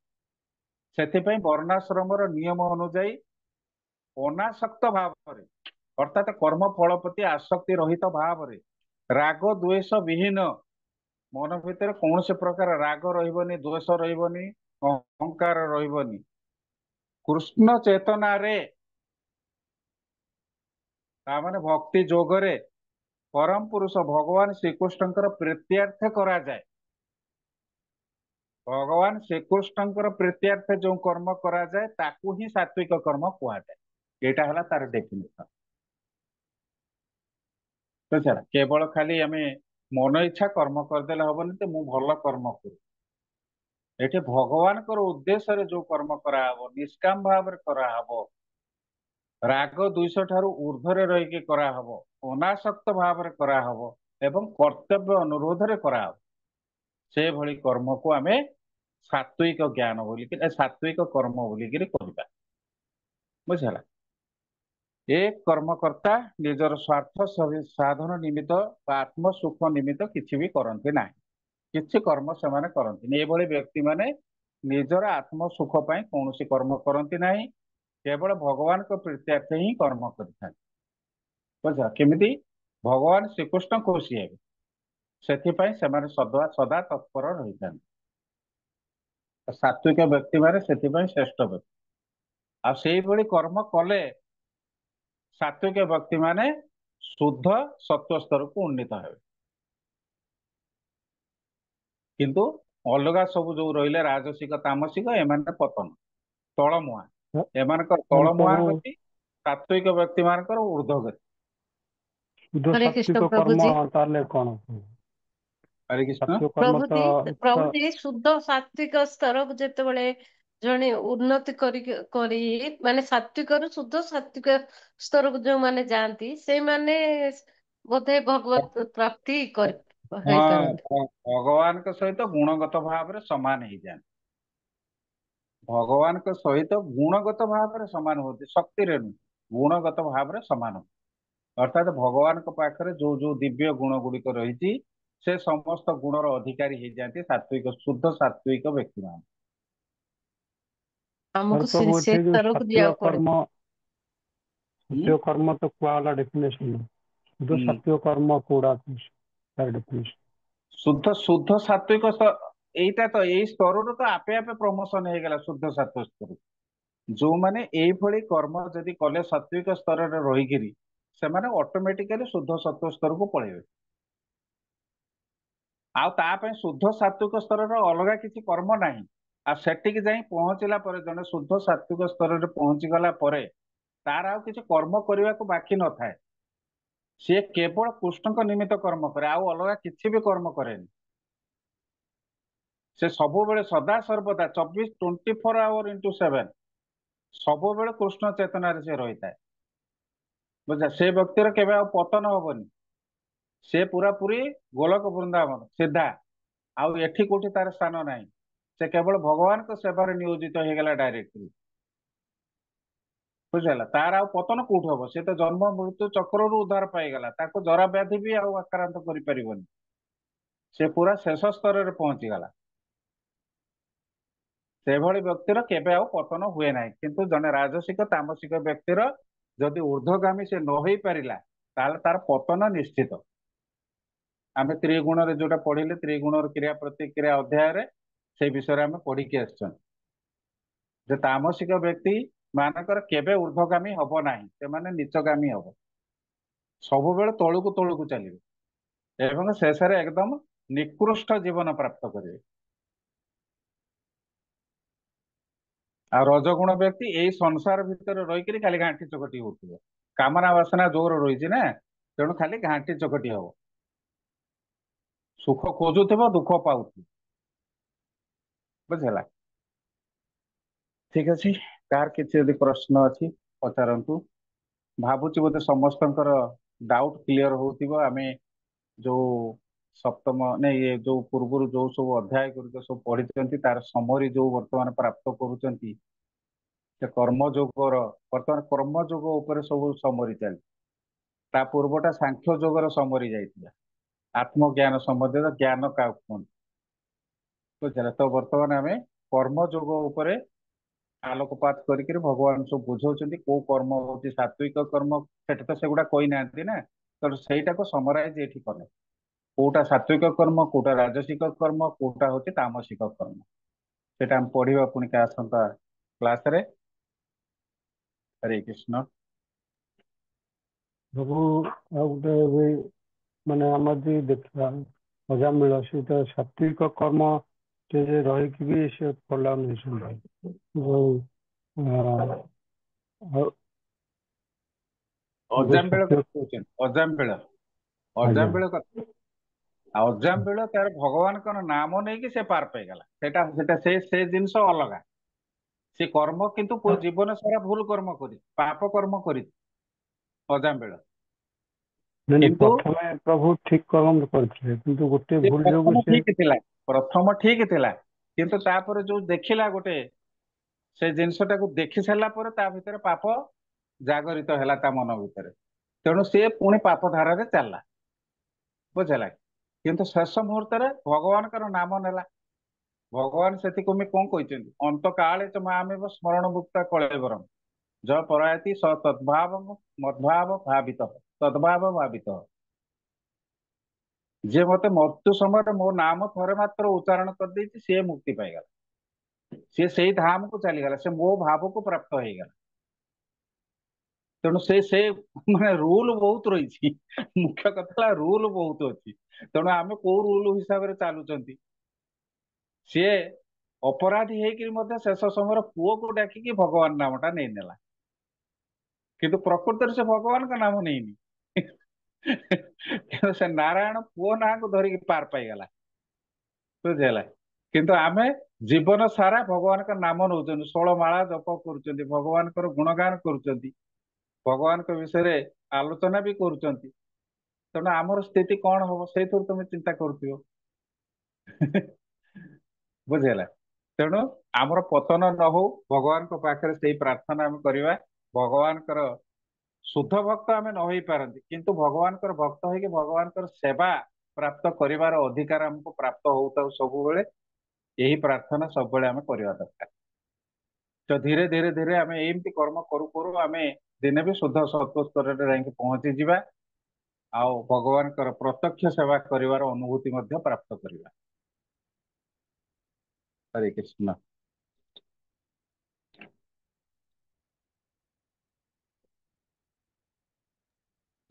ଯିବା हरे ତାହେଲେ। कृष्ण प्रभु जी, दंडवत प्रणाम। ହରେ दंडवत କୃଷ୍ଣ। प्रणाम प्रभु। ହଁ, ଦଣ୍ଡବତ हरे ପ୍ରଣାମ। कृष्ण ସମସ୍ତଙ୍କୁ ଦଣ୍ଡବତ ପ୍ରଣାମ। हरे कृष्ण हरे कृष्ण कृष्ण कृष्ण हरे हरे, हरे हरे राम हरे राम, राम राम हरे राम हरे राम राम राम हरे हरे। कृष्ण कृपा सिंधुभ्यो एव च पतितनं पावनेभ्यो वैष्णवो नमः। वैष्णव अनंत कोटि प्रश्न बंधा पीछे जय जय भगवत गीता। कृष्ण प्रभु जय। जय